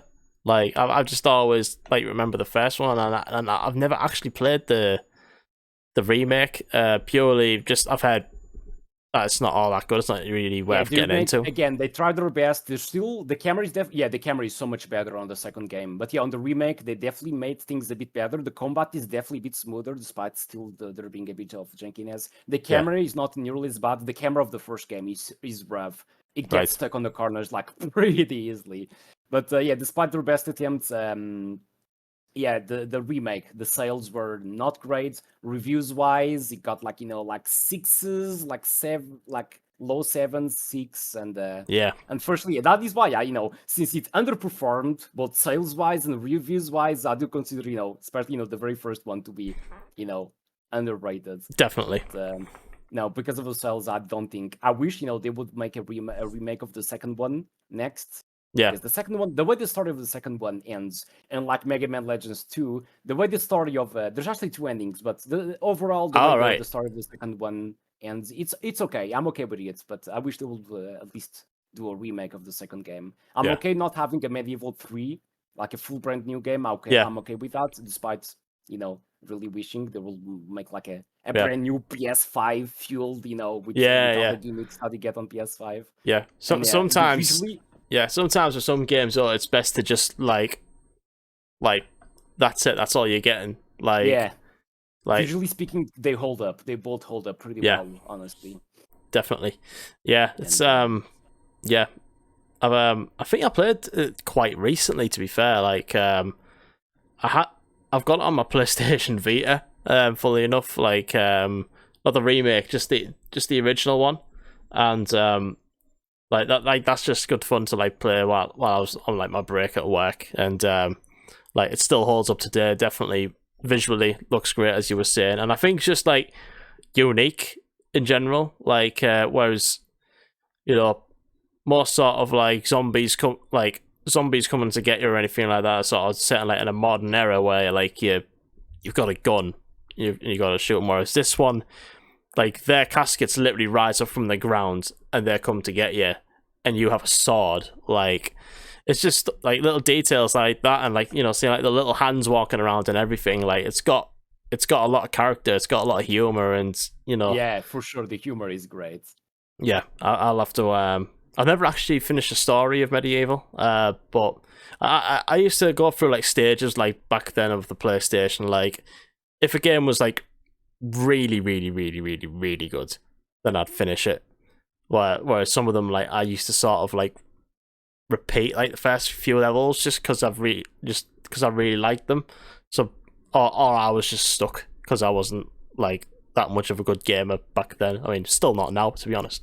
But and the soundtrack, we keep mentioning the soundtrack for this one, like the the remake version of the soundtrack. Like they brought on like a full like orchestra. I don't know did they? Right. But yeah, the soundtrack, especially on the remake, they did a pretty good job with like. It does not happen with all the levels, but I specifically remember the level that takes place on the mausoleum, and how that also happens on the OG game, but on the remake it's a lot more noticeable. As you progress further into the level and you get closer to, really small spoiler for like the fourth level of the game, when you the first boss you fight is the glass stained demon. The way the music starts building up towards when you are about to awaken the demon, like blowing the heart or whatever, and the remake version did such a good job with the orchestra like slowly building up to the first boss fight. The main the main goal of the graveyard levels, because you need to get the key from him to be able to get out of the graveyard. And yeah, the soundtrack is so good. Yeah, awesome. Yeah, that's a really, really good pick, mate. So yeah, I think that's a really, really good top 5 from you as well. Like, I'm glad that you actually had like the games as well on hand to like show to the webcam and everything. Like, I love that. Like, yeah. Of course, for audio listeners of the podcast, that part is not going to be there. But hey, listen Yeah. to the pod, rewatch the pod, re-listen to the podcast on YouTube, because on video you can see all my game cases. So that's a good incentive, Yeah, I exactly. guess. Yeah. And yeah, the remake. It also got a PSP remake. It's the only one I never played. I played 1, 2 a huge amount of times. The remake of the first one, I also finished it a couple of times. The PSP remake that came out in 2005. People have told me, and that seems to be the overall consensus, it's not nearly as good as the OG one. But funnily enough, the PSP remake got put into PS Plus Premium like literally last month, and I think there was a teaser. Really? Yeah, there's like the whole thing about PlayStation Productions, kind of like the cinema division of Sony. Like they made the Ratchet and Clank movie, they made the Uncharted movie. Apparently, the Uncharted movie was the first big PlayStation Productions. Yeah. I don't remember the details, but I saw online a few weeks ago. There's like you know what? I'm actually not sure about it, but there's a website where you can check out the PlayStation Production stuff, and there's like a thing in the background that strangely looks like Sir Daniel for these cues, like skinny legs, like the armor. Yeah. And I'm not sure if that means they might be coming up with something like a show or like an animated Oh my movie God. of Medieval. I don't want to get my hopes up because Imagine, again, the though. sales of the remake were not great. But Sony putting the PSP remake on PS Plus Premium, and that smile, like I'm gonna have to double check because I'm actually not sure about it. I just saw the screenshot, like Yeah. a bit of the screenshot on Twitter. Maybe Sony's like leading up, since the games did not work. Maybe they are trying to make like an animated show or something. But I don't want to get my holds my That'll be hopes up wicked as to watch, well. though. I'd love to But, see that. we'll see if something comes up from that. But again, the timing for them to put the PSP game in there, maybe. But no, I Absolutely. cannot get my whole hopes up I just yet. I didn't even know there was a PSP remake. I did not know until like just a few years ago. But hey, now it's that is my my next game. Since we do have Same. a tradition in our channel, we always play medieval games for Halloween during October. Yeah. And yeah, that is the only one I have left to play. I never played. That is the only one I never played, and I'm definitely gonna play it this October for sure. Incredible. Yeah, that's amazing. Well, that is our top 5 underrated PS1 titles. I'll just go through my top 5 again. So that was Gex 3 Deep Cover Gecko, number 5. Number 4 was I've bloody lost my list now. Where's it gone? Crash Bash. There it is. Number 3, 007 Tomorrow Never Dies. Number 2, Star Wars Phantom Menace. And number 1, of course, Future Cop LAPD. Could you read yours back again, please, mate? Oh, yeah, so yeah, number 5, I actually have them now in order since I went through all of them. So yeah, number 5, Jersey Devil.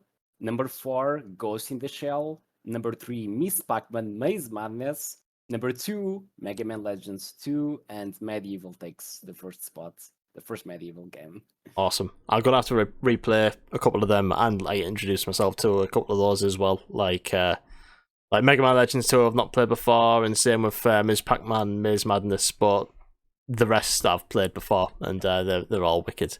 I've got a few questions as well from people as well. Yeah, so nice. Yeah, so if anyone on here listening, if you're not part of like the Discord, if you go on the description on either the YouTube or wherever you listen to the podcast, there's a link there. You can join the Discord and you can ask questions.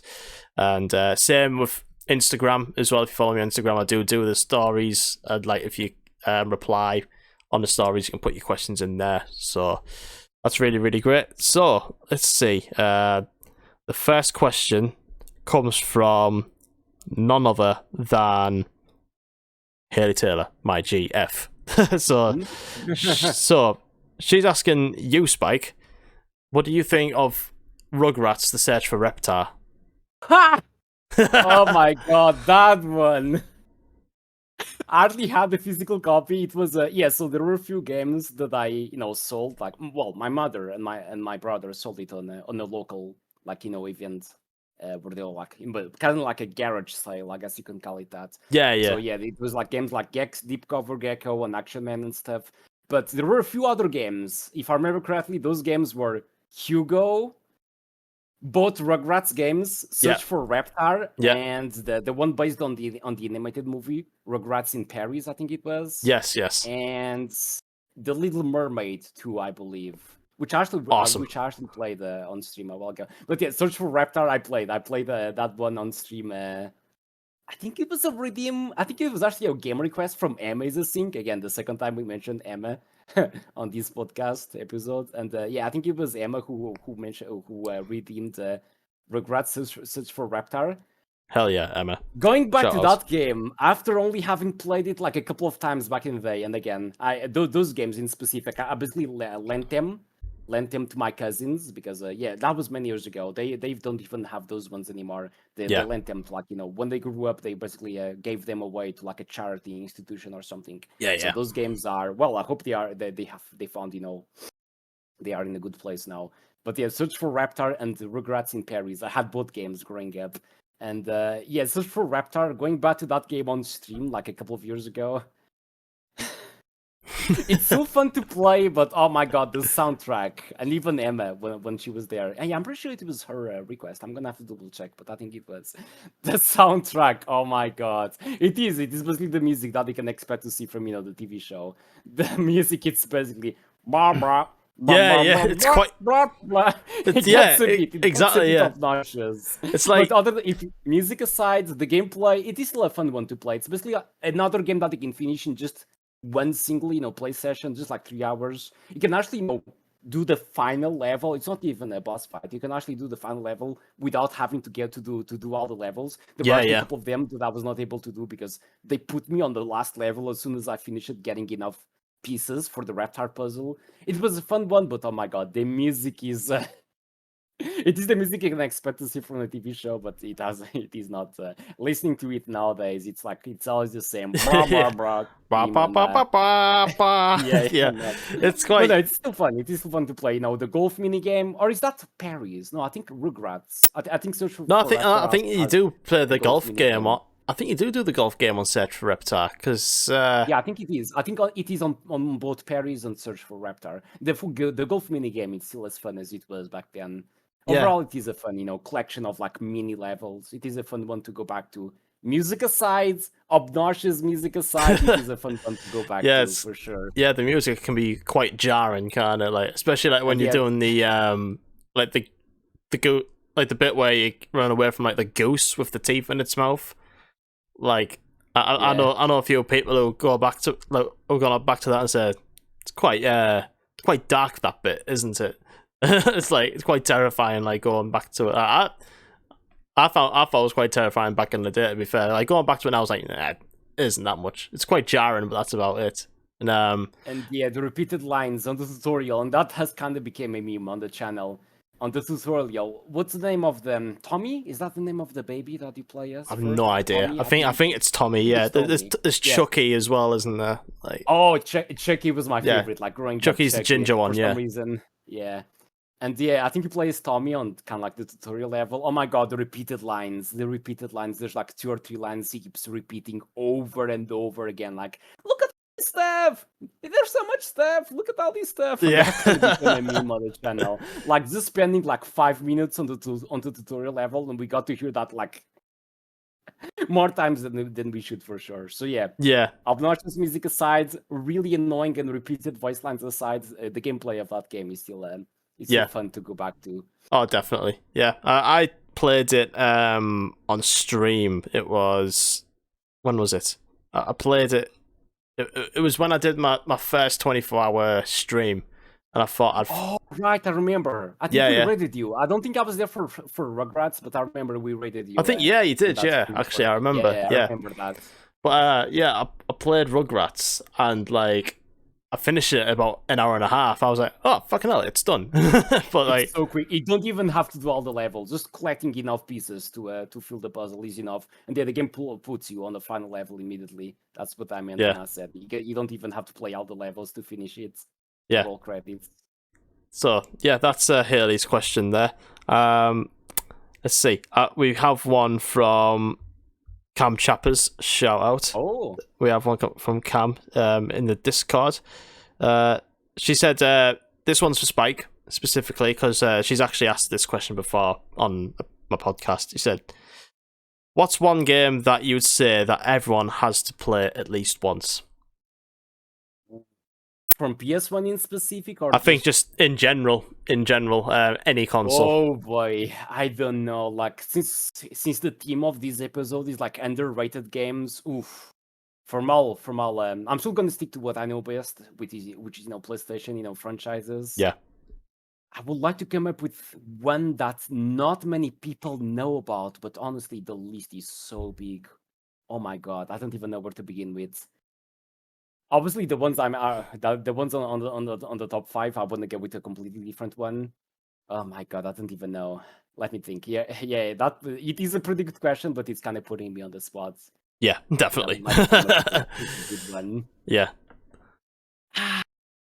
I'm trying to think. Do you have one? Even though that question was specifically for me, do you have like a game in mind? Well, I'm trying to I think on the back of my mind thinking about one. I think when Cam asked me it, this is going back a couple of months ago, like when the podcast first started going. I think my answer was quite simple. I think I said The Last of Us purely because like it's my favorite game and like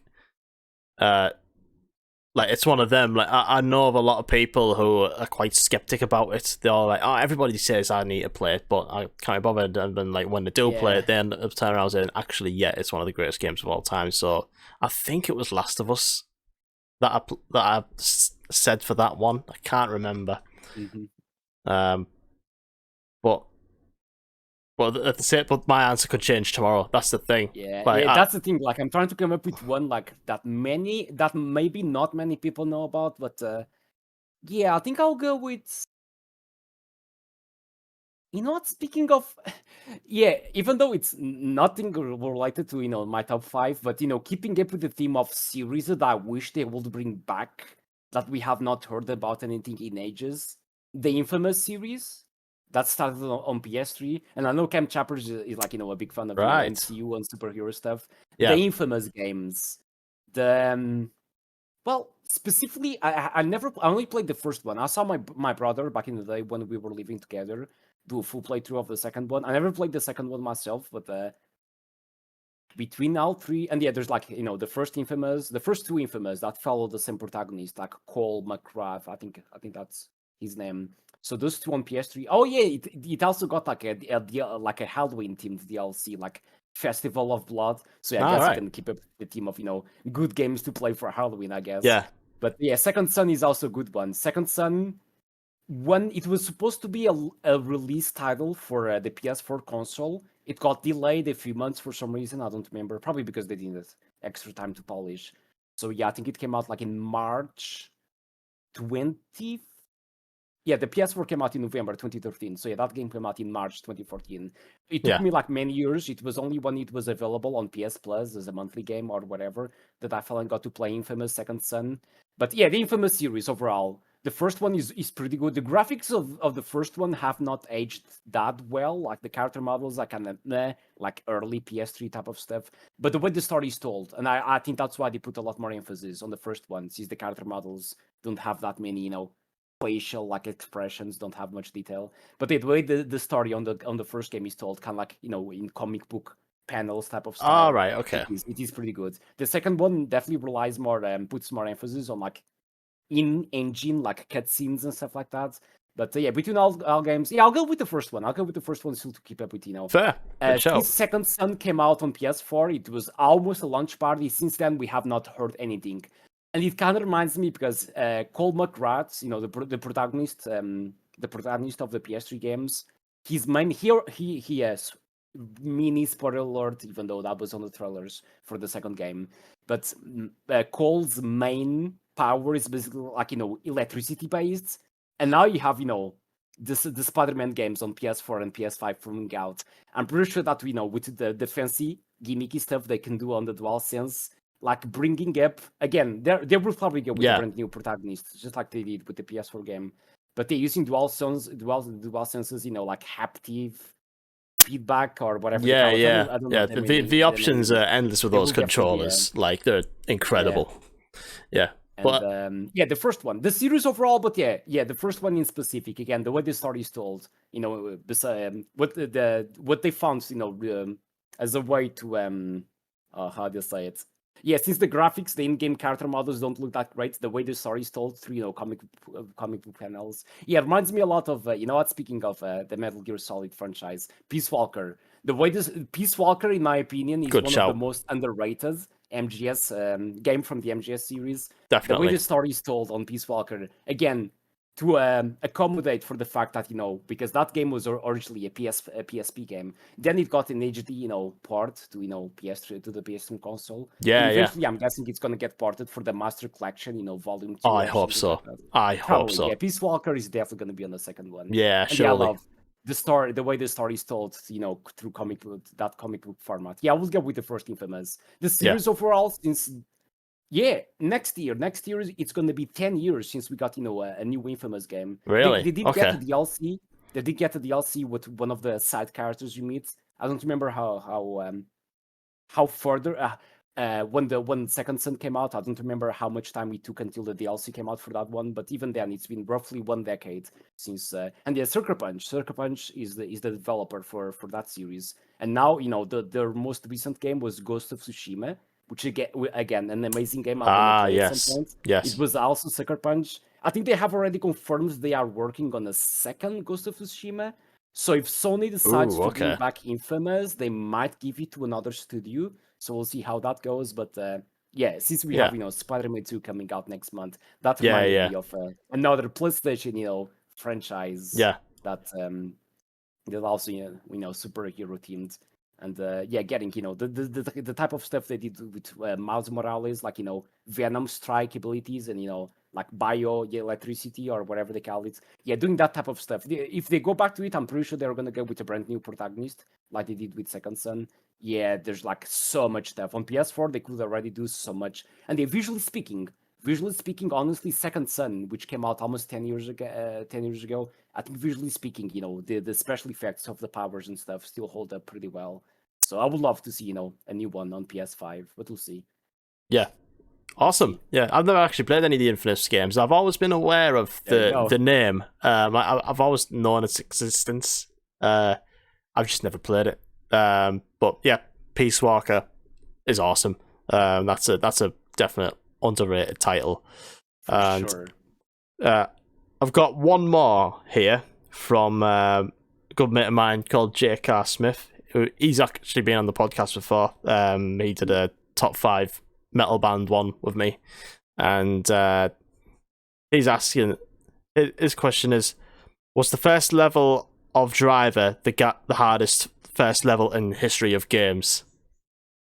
What do you reckon?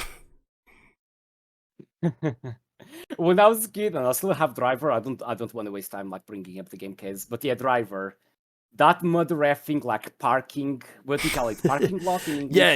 That tutorial mission, oh my god. When I was a kid, again, barely being able to understand any English, you basically get, at least with like a dozen of tasks or something that moves you have to perform. When I was a kid, it's already tough enough as it is, just being able to perform all of those moves in I think you get like a 1 minute time limit or something like that. Just being able to do that while knowing what you have to do, because you are able to, you are supposed to be able to understand what the list says, right? I had no idea.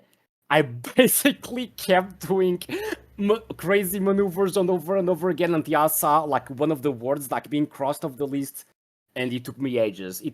I think you can have a free roam mode for that game, but to actually be able to do the proper story missions, you have to. That tutorial is mandatory, and as far as tutorials go, that one is a rough one. In another 1 minute, they don't tell you the controls. It's a PS1 game, but come on, if they are gonna put you that under pressure with a 1 minute time limit, it took me ages. I have no idea how I eventually figured it out. I spent hours. I don't think everyone says that. I don't think I even got past it. I think I was just too dumb to get. I was doing everything it told me to. I was like, look, I'm fucking trying to do a 180 handbrake turn, whatever it was, and I was doing everything it said. You need to accelerate and press this button. I'm doing it, but you're not letting me you're not letting me get past it at all. And I don't think I even bothered. I think I waited until Driver 2 came out and I played that instead. Yeah, that one, as far as I'm aware, I never played it, but I'm pretty sure it does not have a tutorial like that. But no, Yeah. that was the fun. Eventually, I got it there, but yeah, I have, English not being my native, language. Oh my god, I just kept doing things over and over again. I think until I eventually. Okay. So that item, that word just got crossed off the list. What did I do there? Let me just try, redoing that to see if I can figure out. Definitely like top 5 hardest tutorials in video games history, I would say. Absolutely. Definitely. Needlessly difficult, honestly. Because after that, the first few, yeah, because I also played that one. The last mission too. The last mission of Driver is so freaking hard. Like it's called the presidential run or whatever. The president run, I don't remember, but both the first, yeah, basically, both ends. The one of the hardest first missions for a video game ever, tutorial missions even. The last one is also like really hard to the point where it took me like a full stream dedicated just to doing the final mission. But Oh my that one God. I played on stream a couple like 1 year and a half ago. It did not take me, thankfully, because at least I understood, what the game was asking me for do, and I got the experience from, doing that a few times back in the day whenever I wanted to start like a new story playthrough of the game. But the first time took ages. Jesus. Yeah, like I said, I didn't even get past it. It was an absolute nightmare. Thank you for bringing up that absolute nightmare, Jake. Yeah, Other questions were great, but yeah, that one in specific. Oh my god. Yeah, I got some. I've got one more. I've got one more question, and this is just like a genuine one from me. What is the one game you want to see remade from the PlayStation 1 library that hasn't been remade yet? That's the thing. I will go with Mega Man Legends, obviously, at least the Legacy Collection. But since we already talked about it, Ape Escape. I just remember that. Interesting. Just like a light bulb. Ape Escape. You know what? Speaking of course, nowadays they have, Astrobot, which is basically, one of the newest, PlayStation mascots. Every single PS5. Yeah. Sure, every single PS5 comes pre-installed with Astro's. I get the names confused. Astro's World, something like that. Playroom? Playroom, that's the one, yeah. Playroom, I think.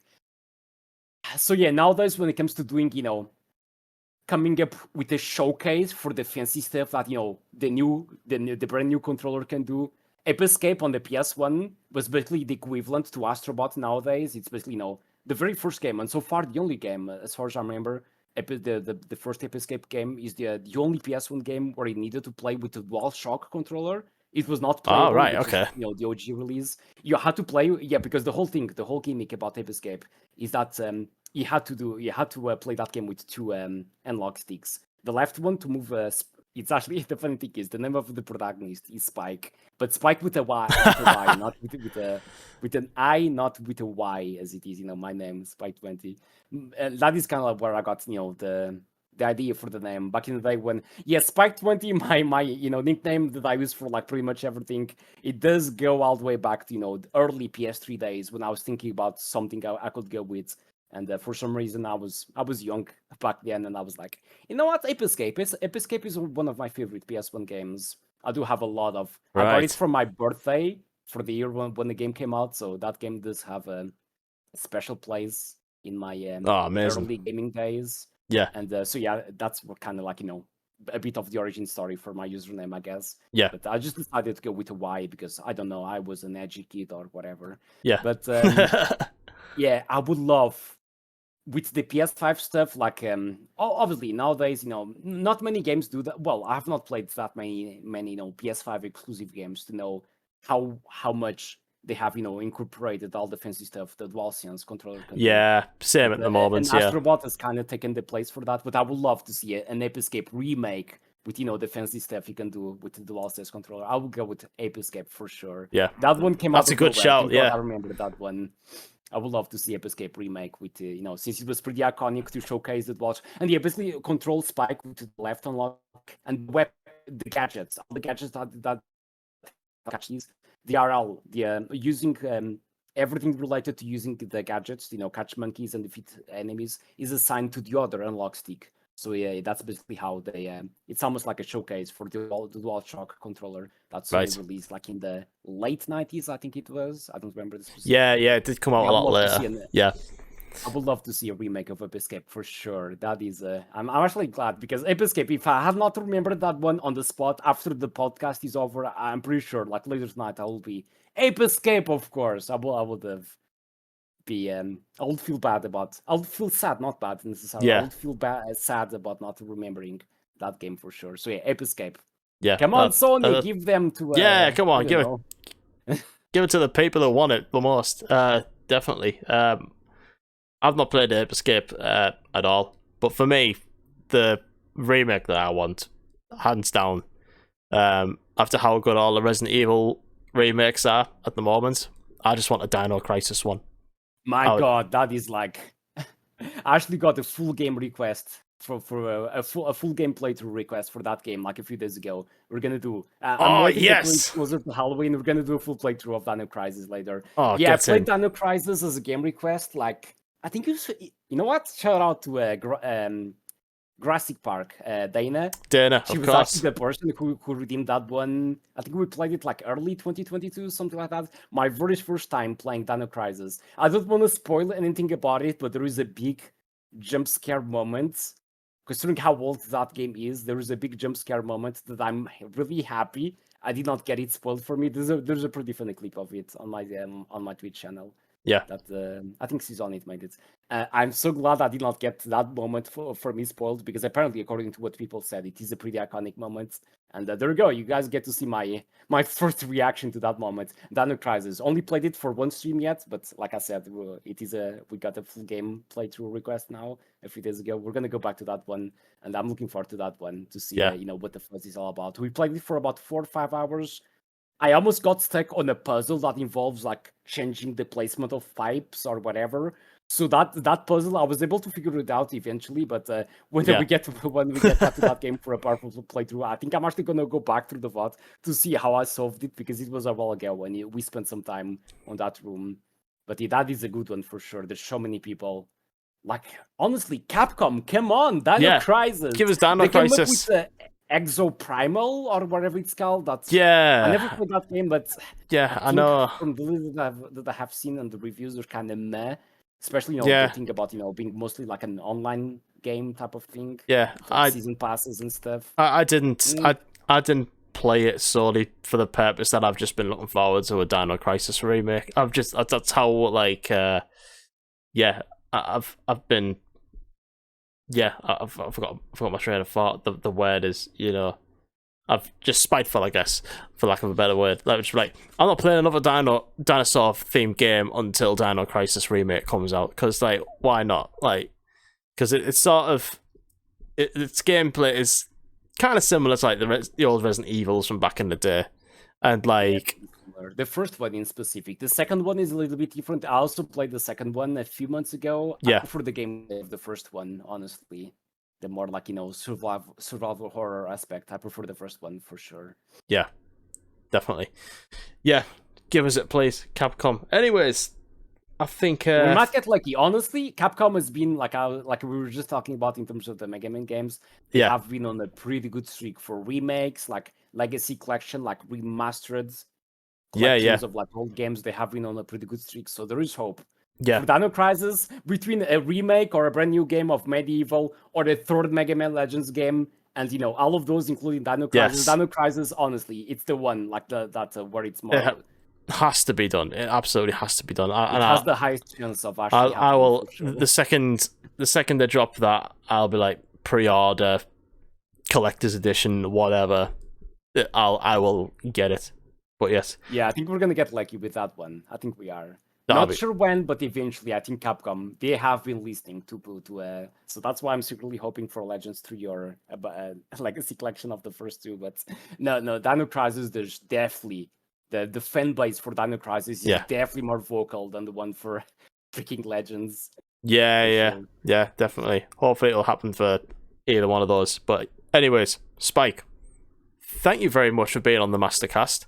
Thank you for inviting me. I was a bit nervous at the beginning, but it's been really fun. No, I'm definitely up. I'll definitely be up for the future. I don't know, PS2 underrated games or something like that. Funny enough, I was thinking the exact same thing, mate. So we'll have to do something like that in the future, because it's been quality having you on.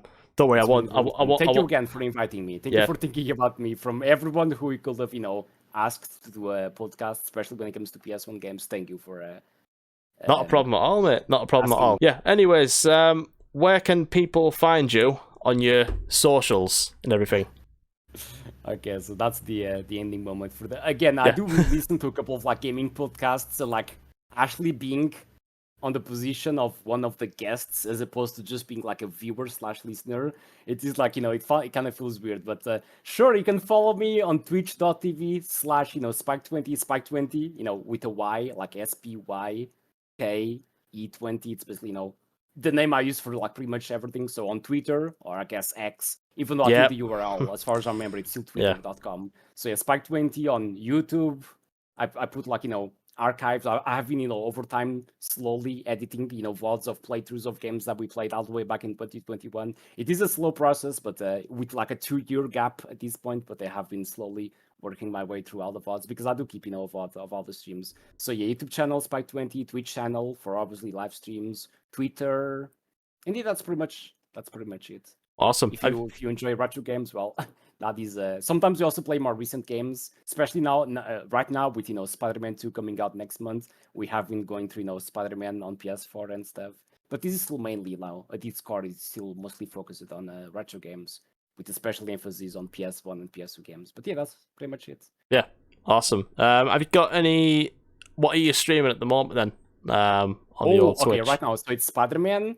Right now, like, I'm not sure when this podcast is going to be out, but right now we are. It'll be on Friday. Celeste. This Friday. Okay, on Friday. So on Friday, I think we have. I think tomorrow. Tomorrow, like Wednesday. I think we're gonna finish Celeste. My very first playthrough of Celeste, and considering how long ago it was that game came out, I'm loving it.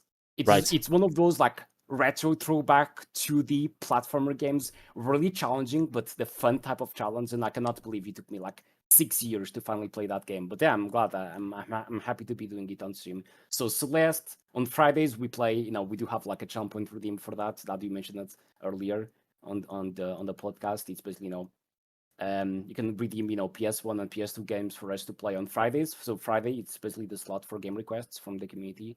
And yeah, that's pretty much it. Celeste, the next game request, I think it's like Tiger Woods PGA Tour 2004.